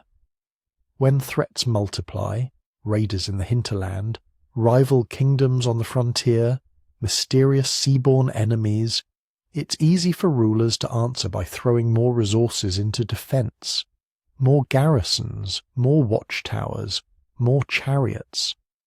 But every additional troop you put on the frontier is another mouth you're not feeding in the countryside. Every elite you reward with land for military service is another intermediary between the king and the actual producers of wealth. The more layers you add to the system, the more fragile it becomes. This is where internal politics start to matter as much as outside enemies. In Egypt, the great campaigns of Ramesses II and his successors created a powerful military class, chariot commanders, foreign mercenary leaders, high officials with direct access to the king. Over time, these men and their descendants accumulated land, temples, and private resources. By the time of Ramesses III, we see signs of this elite competition boiling over. The so-called harem conspiracy at the end of his reign is a dramatic example. Members of the royal household, elite women, high officials, and even judges were implicated in a plot to assassinate the king and install a rival heir. You don't get a conspiracy of that scale unless people at the top are deeply dissatisfied. Over succession, over access to resources, over who controls what in a shrinking pie. Now, imagine how that looks from lower down the ladder. You're a farmer, watching scribes argue over census records. You're a soldier, hearing rumours that the king's sons are at war with each other. You're a craftsman, noticing that temple granaries seem full while your rations come late. Your loyalty to the crown is not an abstract ideological choice. It's a calculation about who can actually protect you and keep grain in your store jars. If that calculation tips the other way, if local strongmen, tribal leaders, or even bandit chiefs seem more reliable than the palace, you start to get fragmentation from within. Some destruction layers in this period may actually record such internal breakdown. At a few sites, archaeologists find burned elite residences while nearby lower status neighbourhoods appear less violently disturbed. In other cases, high-status tombs are looted soon after burial, not centuries later by antiquity hunters. Weapons show up in strange contexts, inside administrative buildings or near palace storerooms, suggesting fighting in the heart of power rather than at city gates. Is that foreign invasion? Civil war? A palace coup that got messy? We often can't say for sure. But the pattern is consistent with societies that are not just being struck from outside, but tearing themselves apart in the process. And then there is the problem of succession. Bronze Age monarchies depended heavily on clear lines of inheritance. A strong king could hold things together by sheer personal authority, by charisma, by a lifetime of alliances and campaigns. But when he died, or was killed, those networks had to be handed off smoothly. They often weren't. We know of disputed accessions in Mycenaean Greece, in the Hittite world, in Egypt. Sometimes a younger son or rival branch of the dynasty pushed for power. Sometimes regional lords took advantage of the uncertainty to assert more autonomy. Every succession crisis was a moment of weakness. If that moment coincided with drought, with earthquakes, with hostile neighbours, with unpaid soldiers, it could easily trigger a chain reaction. A revolt in one province, a border fortress switching sides, a mercenary unit simply walking away because nobody handed them their pay. In that sense, foreign attack and internal collapse aren't opposites, they're partners. An enemy raid that might have been repelled in stable times becomes fatal when the garrison is underfed and mistrustful of commanders. A rebel faction that might have been crushed quickly in a well-funded kingdom becomes a serious threat when the central administration can barely keep the lights on. Many historians now see the fall of these Bronze Age states not as pure conquest from without, but as a convergence of external blows landing on internally fragile regimes. Class tensions rising as elites shield themselves from hardship, labour disruptions as workers, sailors and soldiers lose faith in the palace, succession disputes and elite rivalries fracturing the top, overextended militaries draining the treasury just as climate shocks undercut the tax base. Some societies may have still looked imposing from the outside, massive walls, grand processions, glittering courts, long after the internal scaffolding had started to rot. And when the hammer finally fell, whether in the form of sea peoples, drought or earthquake, the collapse looked sudden. From a distance it was. Up close, it had been a long time coming. To really understand how this internal unravelling turned a regional crisis into a systemic failure, we have to look at the thing that stitched the Bronze Age world together in the first place: trade. Because when that network frayed and finally snapped, the palaces lost not just their luxuries, but the very fuel that kept their fragile machines running. Bronze was the beating heart of this world, not just for weapons, but for tools, ploughs, hinges, fittings, ritual objects, prestige gifts. It was the metal that tied farmers to kings, kings to gods, and kingdoms to one another. And bronze has a problem. It doesn't occur naturally. You have to make it. To produce bronze, you need copper and tin, and in the late Bronze Age, those two ingredients rarely sat next to each other on the map. Copper might come from Cyprus or Anatolia. Tin might come from central Anatolia, Afghanistan, or still debated sources further afield. Then you needed charcoal, furnaces, skilled smiths, workshops, and distribution systems to move the finished product to where it was needed. Every sword, every chisel, every ploughshare represented a long chain of people and places cooperating, whether they knew it or not. That meant that no major state was truly self-sufficient. Egypt was rich in grain and gold, but poor in good timber and probably tin. The Hittites sat on some metal resources, but depended on distant mines and subject territories. The Mycenaean palaces in Greece had limited metals of their own and leaned heavily on foreign copper and perhaps tin arriving by ship, and all of them needed more than metal. They imported timber from Lebanon, luxury goods from Crete and Cyprus, horses from the steppe fringes, wool and textiles from inland regions, resins, oils, wine, and olive products. Ugarit's harbour and warehouses, full of imported amphorae and raw materials, are a physical snapshot of that dependence. So when trade worked, the system hummed. Envoys carried letters sealed with clay, merchants moved between courts under royal protection, kings exchanged gifts and brides and oaths. A shortage in one region could, in theory, be patched by surplus from another. A drought in one valley could be softened by grain shipments from a less affected province, or from Egypt, the great breadbasket. But the very efficiency of this network concealed a danger: interdependence. The more each kingdom specialized, this region in grain, that in timber, this in metals, that in manufactured goods, the more vulnerable they became to any bottleneck in the system. Interrupt the shipping lanes for a season, and you don't just lose luxuries, you begin to lose the ability to make bronze at scale.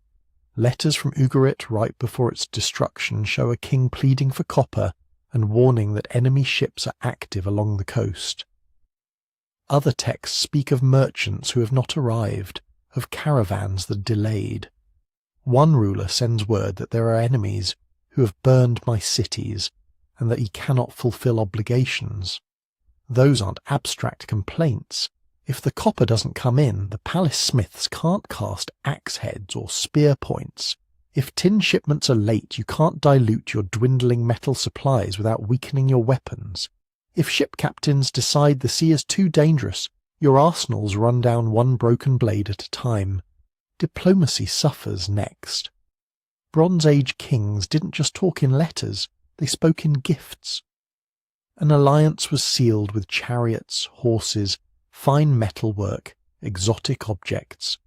A king who could send 100 bronze weapons to a vassal or ally announced, without saying it, that his economy was strong, his workshops busy, his control over trade routes intact. If trade falters, that symbolic language begins to stutter. You promise gifts you can't deliver. You delay dowries. You send fewer chariots, fewer weapons, fewer textiles. The message is clear, even if nobody writes it down. Something is wrong at the centre. Food security ties into this too, in ways that aren't always obvious. Cities like Ugarit or the Mycenaean palaces didn't grow all their own food. They relied on surrounding countryside, on distant estates, on imported grain when local harvests failed.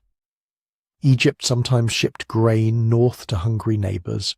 Other times Levantine ports shipped specialty goods south in exchange for Egyptian surplus. Now add climate stress. A string of bad harvests in one region might be manageable if another region is doing fine and trade flows are steady. But suppose drought hits across a broad zone. Grain yields drop in Anatolia, in the Levant, in parts of Greece. Those same years, earthquakes damage harbours and storage facilities. At the same time, wars and raids make land routes unsafe. Suddenly nobody has much surplus to trade. Merchants raise prices. Shipments get smaller, less frequent. Palaces react by hoarding what they can, redirecting food from ordinary people to soldiers and elites. That aggravates internal tensions we've already seen. Unpaid workers, rioting soldiers, hungry labourers. When trade contracts, local shortages can't be smoothed out. They become crises. And because the system is interconnected, one failure feeds the next. Think of it as a cascade. A bad harvest in Syria means coastal cities petition Hittite or Egyptian authorities for help. If those authorities are themselves stretched thin by war or drought, they may respond slowly or not at all. Disappointed vassals begin to doubt the value of loyalty. Meanwhile, raiders, whether we label them sea peoples, displaced migrants, or opportunistic pirates, see an opening. Merchant ships, once protected by stable regimes, now sail under thinner escorts. Some are captured or burned. Insurance, in the informal sense of royal guarantees and patrols, evaporates. So traders start avoiding certain ports, or they charge more, or they simply stop coming. Harbours that were once crowded with Cypriot, Canaanite and Egyptian ships become eerily quiet. Warehouse districts empty. Dock workers and sailors lose work, which means less income, which means less local demand for rural goods. Farmers find their usual buyers gone, taxes still due, and little support from an increasingly desperate palace. Some of those farmers leave.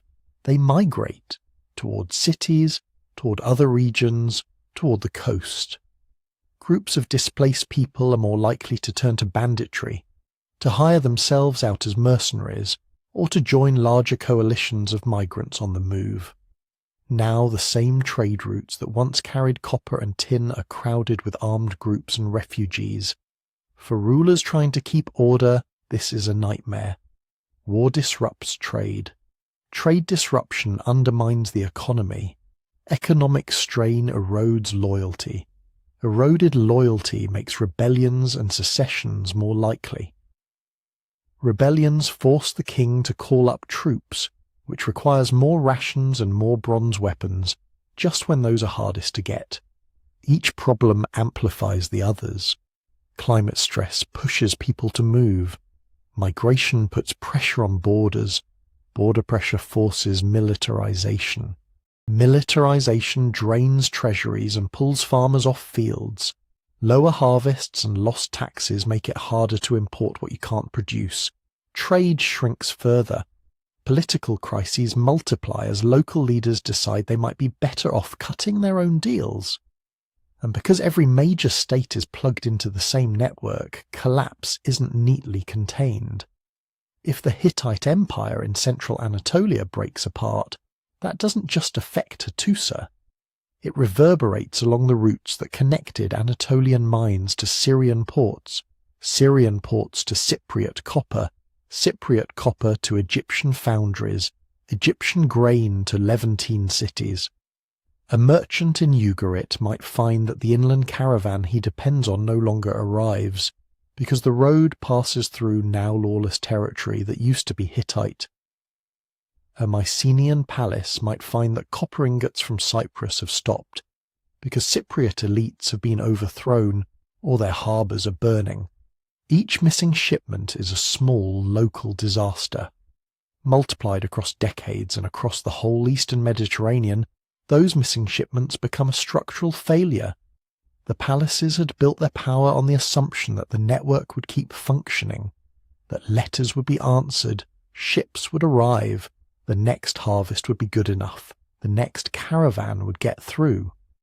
When enough of these assumptions failed almost at once, the system didn't bend, it snapped. And what rose from the ruins was not a simple dark age, but a very different kind of world, one we'll turn to next. When the snapping stopped, the noise didn't. It just changed. The crackle of burning palaces gave way to something quieter, the sound of people trying to figure out how to live in a world that no longer worked the way it used to. Because the collapse of the Late Bronze Age wasn't the end of civilization. It was the end of a particular kind of civilization. The big, archive-keeping, gift-exchanging, chariot-rattling empires vanished or shrank. In their place, the map broke into smaller, more local pieces. In Greece, the mighty Mycenaean palaces disappeared. Their frescoed halls and storerooms were abandoned or destroyed. Linear B, the script used to record palace rations and offerings, vanished so completely that no one would read it again for more than 3,000 years. For the people living there, that didn't look like an academic problem about writing. It looked like this. The central authority that organized grain, bronze, labor, and protection was gone. The great citadels, Mycenae, Pylos, Tiryns, ceased to function as economic engines. Population in many areas dropped. Large coastal centres were abandoned or shrank back to hilltop villages. Long-distance trade thinned to a trickle. Archaeologists call the centuries that followed in Greece the Dark Age, not because people forgot how to make pottery or plant crops, but because, for a long time, we had almost no written sources and much less monumental architecture to read. Compared to the glittering palatial period, the archaeological record goes dim. But dark doesn't mean empty. People still farmed. They still buried their dead with care. They still produced ceramics, but now styles changed, becoming more local, more regional. The Grand Tholos tombs gave way to simpler burials. Power shifted from bureaucrats managing inventories on clay tablets to local chiefs and clan leaders. Hierarchy didn't vanish, it just got smaller, closer, less tied to far-flung royal networks, and more to immediate face-to-face relationships. Anatolia, once dominated by the Hittite Empire, fragmented even more dramatically. Hattusa, the Hittite capital with its archives and gates and temples, was abandoned and burned. The central apparatus that had tried to manage vassals from the Aegean coast to the upper Euphrates was gone, but the people weren't. In the south and southeast, new Neo-Hittite and Luwian city-states appeared, small kingdoms like Carchemish, Melid, and others. They carved monumental inscriptions in hieroglyphic Luwian instead of the cuneiform used in the old imperial archives. Old names, old gods, old artistic motifs persisted, but under new political arrangements. You can trace the fingerprints of the Hittite world in their iconography and language, even though the empire that had unified them was dead. Farther west, coastal Anatolia saw an influx of new groups, some probably the descendants of those same sea peoples and other migrants on the move. Regions like Lydia and Caria would, in the centuries ahead, synthesize local, Mycenaean, and incoming cultural strands into something new. The Levant, that narrow but crucial band of land along the eastern Mediterranean, also transformed. The elegant port city of Ugarit was gone, its tablets baked hard by the fires that destroyed it and then left buried for millennia. Other old Canaanite city-states declined or disappeared, but on those same coasts new communities emerged or expanded. Among them were the Philistines, likely part of that complex mix of migrating and resettled peoples. Their material culture, at least at first, shows clear Aegean influences, styles of pottery, architectural plans, dietary habits that look more like Greece than like the older Canaanite towns around them. They were not the only ones. Further north, other small Levantine polities developed, some inheriting Canaanite traditions, others shaped by new arrivals and by the looming presence of surviving powers inland. Egypt, bruised but unbroken, remained in the game, but on a smaller board. After repelling invasions and managing famines, Egypt turned inward. Its international reach receded. The era of vast shipments of grain and lavish, foreign building projects wound down. The empire that had once garrisoned Canaan and traded chariots with Hatti entered a period of division and regional rule. Assyria, by contrast, took a different path. It had been stressed, but it hadn't fallen apart in the same spectacular way as its western neighbours. Over the following centuries, Assyria regrouped, reorganised, and began to expand. By the first millennium BC, it would rise as a terrifyingly effective empire, projecting military power deep into the same regions that had once belonged to Hatti, to Mitanni, to Egypt's Asian provinces. In other words, not every survivor limped. Some bided their time, then came roaring back. Others never did. The Mycenaean palatial system in Greece was gone for good. When Greece reappears in our written sources centuries later, with the Homeric epics, with the alphabet borrowed and adapted from the Phoenicians, with city-states instead of palace kingdoms, it's not a simple restoration. It's a new world, built on broken foundations. Speaking of the Phoenicians, That's another thread of continuity and transformation. From the ashes and reconfigurations in the Levant emerged the Phoenician city-states, Tyre, Sidon, Byblos, and others. They took the maritime traditions of their Canaanite ancestors and turned them into a new kind of power. They refined an alphabetic writing system that was simpler than cuneiform or hieroglyphs and easier to learn. They built trading networks that reached beyond the old Bronze Age routes, out into the central and western Mediterranean. In doing so, they spread both goods and ideas, including that alphabet, which the Greeks later adapted and which, after many transformations, underlies much of what you're reading now. So yes, writing systems were lost.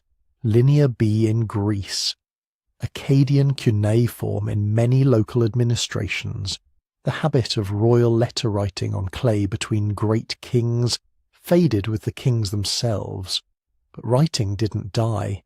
It reappeared in new forms, in new scripts, serving new political structures.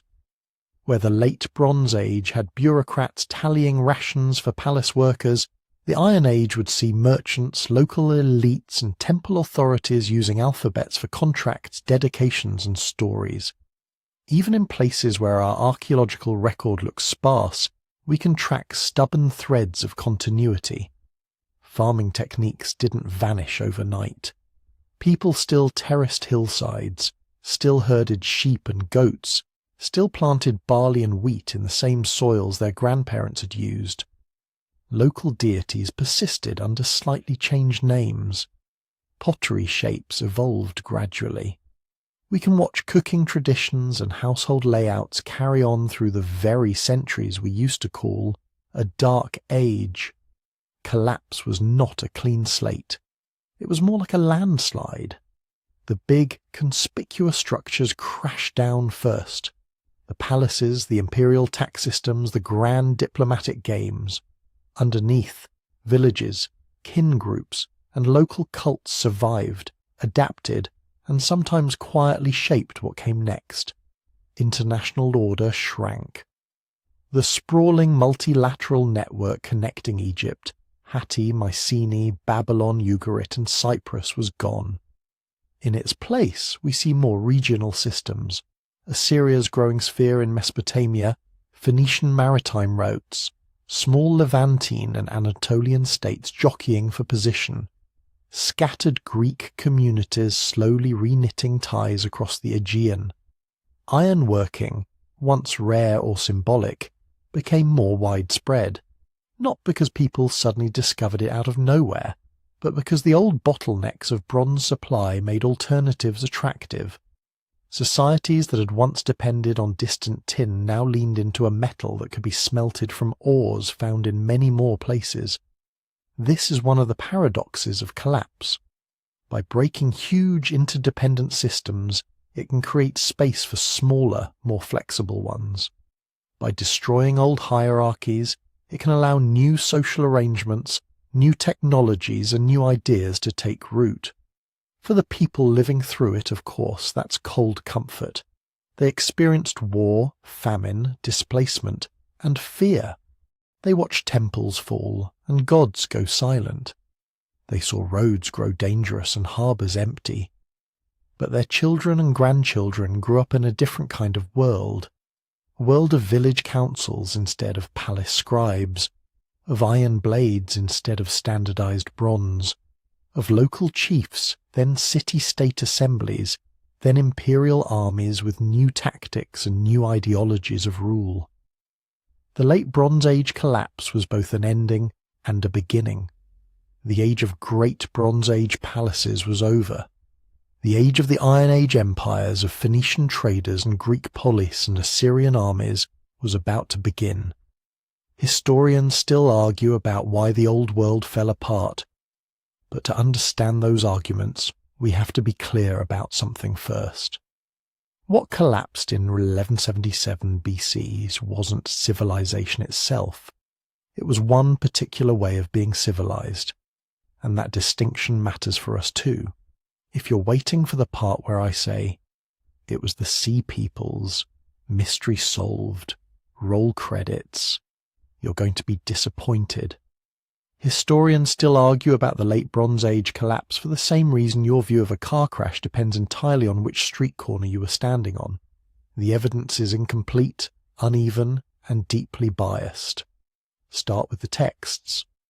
The only long, detailed narratives we have about this period were written by the winners, or at least by the survivors who really wanted to sound like winners.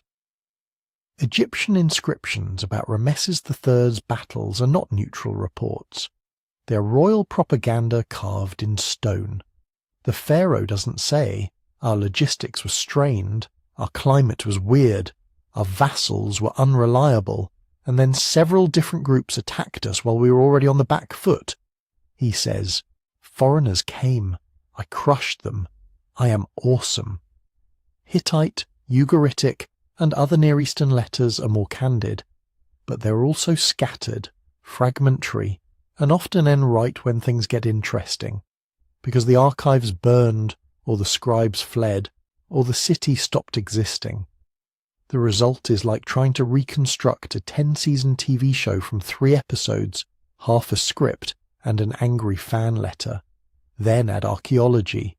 Some sites, like Ugarit or Hattusa, give us spectacular burned-in-place destruction layers with smashed buildings, fallen walls, and debris that practically shouts, "Something catastrophic happened here." Other regions give us almost nothing. Erosion, later building, looting, or just plain bad luck means entire centuries are represented by a handful of sherds and a wall foundation. In one area, it looks like sudden, violent collapse. In another, it looks like slow decline. In a third, it looks like continuity with minor adjustments. So scholars looking at different data sets, in different regions, at different scales, see different patterns, and naturally they emphasize different causes. On top of that, the written evidence and the material evidence don't always line up neatly. Texts might complain about enemies from the sea, while the coastline in that region shows no obvious burn layer. A city might be burned to the ground archaeologically, while nearby texts are totally silent about any attack. This mismatch doesn't mean nothing happened. It means we're looking through keyholes, not windows. That's why simple, single-cause explanations are so tempting. Blame the sea peoples, blame climate change, blame earthquakes, blame systems collapse. Each of these has some evidence behind it. We do have Egyptian records of battles with seaborne invaders, plus Philistine and Aegean-style pottery showing up in the Levant around the right time. We do have paleoclimate data, pollen cores, sediment records, isotope analyses that suggest droughts, cooling and rainfall changes around the eastern Mediterranean in the late 13th and 12th centuries BC. We do have seismically active fault lines under some of these regions, and sites that seem to show earthquake damage. We do have signs that the late Bronze Age economy was highly specialized, centralized, and interdependent, exactly the kind of system that tends to fail dramatically when stressed too hard. But none of these on its own explains everything, everywhere. The Sea Peoples don't explain why Mycenaean palace bureaucracies were already wobbling before the worst hits. Climate stress doesn't explain why heavily fortified cities still burned, or why some regions with similar drought signatures muddled through instead of collapsing completely. Earthquakes don't conveniently hit every major power at just the right political moment, and systems collapse is not a cause by itself. It's a description of what happens when too many causes pile up at once. That's why many scholars now favour multi-causal and systems collapse models. In these views, the late Bronze Age wasn't toppled by a single blow. It was gradually undermined by interlocking pressures, climate shifts that strained agriculture, famines that strained governments, migrations and raids that exploited those weaknesses, internal rebellions fueled by hunger and resentment, trade disruptions that starved palaces of bronze, prestige goods and legitimacy, all feeding back into each other. From this angle, the Sea Peoples are not the villain of the story. They're one symptom of a system already in trouble, but even that more nuanced model depends on where you're standing. Climate scientists look at tree rings, lake sediments, and cave stalagmites, and they see multi-decadal droughts, crop failures, and environmental stress. Textual scholars look at royal letters, treaty fragments, and inscriptions, and they see diplomatic breakdowns, appeals for grain, vague references to enemy ships, and a lot of rhetorical spin. Archaeologists dig burnt layers, hordes of buried valuables, abandoned villages, and shifts in pottery styles, and they see violence, fear, adaptation, and migration, but not always in the same year or in the same pattern from site to site. Comparative historians step back even further. They compare the Late Bronze Age collapse with other big breakdowns, the fall of the Western Roman Empire, the crises of the 3rd century, the classic Maya collapse, early modern general crises. From that altitude, they see recurring themes: over-complex systems, reliance on long-distance supply networks, rigid elites, ecological stress, outbreaks of violence, and slow, uneven recoveries that look very different in different places. Each discipline brings its own strengths. Each discipline also brings its own blind spots. Put them together, and you don't get a single, clean answer. You get a mosaic of partial answers that don't quite fit together at the edges. That's where the gap opens up between dramatic popular narratives and the messier scholarly reality. It's very satisfying to tell a story where a mysterious horde appears out of nowhere, smashes every empire in its path, and vanishes into legend. It's emotionally satisfying to say climate change did it, or earthquakes did it, because that gives us one clear villain and one clear lesson. It's much less satisfying to say, over several generations, a set of environmental, economic, social and military stresses interacted in complex ways, leading to regionally varied patterns of disruption, decline, and transformation, which we can only partially reconstruct from biased texts and patchy archaeological layers. But that mouthful is closer to the truth. The Late Bronze Age collapse resists tidy explanation because the past was not tidy. It was lived by millions of people, each with their own decisions, fears and improvisations, inside systems that were already more complex than any single inscription or climate graph can capture. So when historians argue about 1177 BC, about whether drought was primary or secondary, whether the Sea Peoples were migrants, mercenaries or boogeymen, whether we should call this a collapse at all, they're not just bickering over details. They're wrestling with the limits of what we can honestly know. And that's the last uncomfortable lesson here. Sometimes the most accurate answer history can give is not a conspiracy, not a single cause, not a clean story arc, but a zone of uncertainty, a range of possibilities with better and worse supported interpretations, but no final, carved-in-stone verdict. For a story this dramatic, that might feel unsatisfying. Yet that uncertainty isn't a flaw in the historical method. It's the price of intellectual honesty. We can trace patterns. We can weigh evidence. We can say, probably, likely. This fits best with what we see. What we can't do, without lying to ourselves, is pretend that one simple explanation neatly accounts for the most complex systemic breakdown in the ancient Mediterranean. And recognizing that is not a dead end, it's a starting point. Because once we accept that the fall of the Late Bronze Age world was messy, multi-causal, and only partially visible to us, we can finally ask the question that matters most. If their world could break like that, what does that say about ours? It says, first of all, that there was no single 1177 BC moment. No Bronze Age New Year's Eve where every palace clock struck midnight and the world simultaneously fell off a cliff.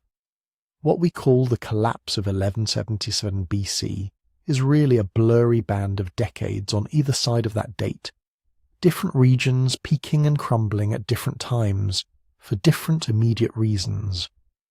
But from a distance, the effect is unmistakable. By the early 1100s BC, the old network is gone. The palatial economies that once stitched together Egypt, Hatti, Mycenae, Ugarit, Cyprus, Canaan and beyond are broken or radically transformed. The letters stop. The long-distance trade thins to a trickle. The great courts that obsessed over chariots, copper ingots and royal marriages are either ruins or memories. Zoom in, and the causes are specific. A bad harvest here, a civil war there, a harbour burned, a trade route cut, a dynasty overthrown. Zoom out, and a pattern appears.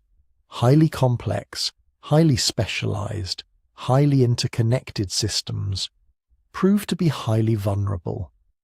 Because the same things that made the late Bronze Age rich and powerful also made it brittle.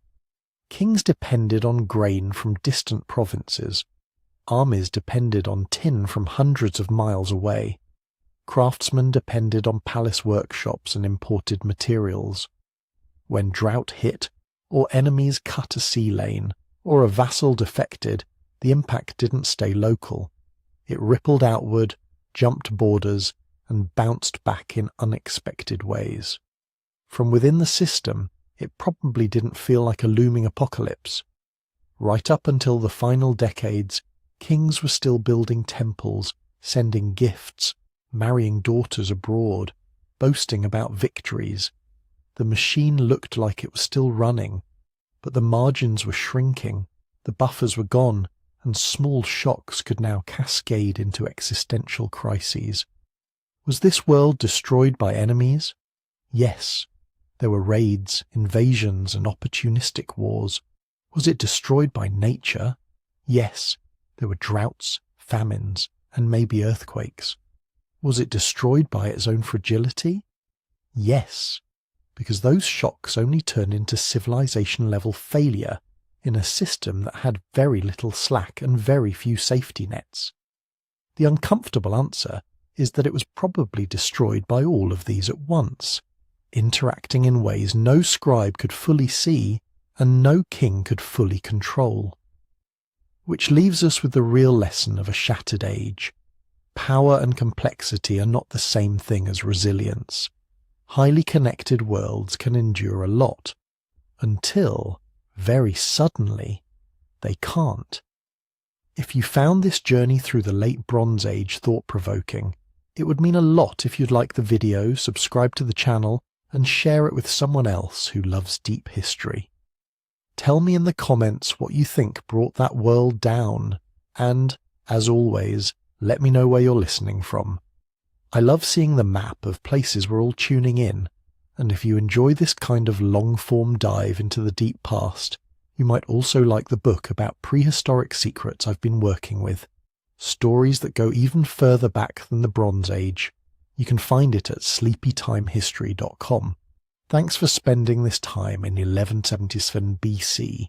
Now, let's see what survives into the next chapter of history.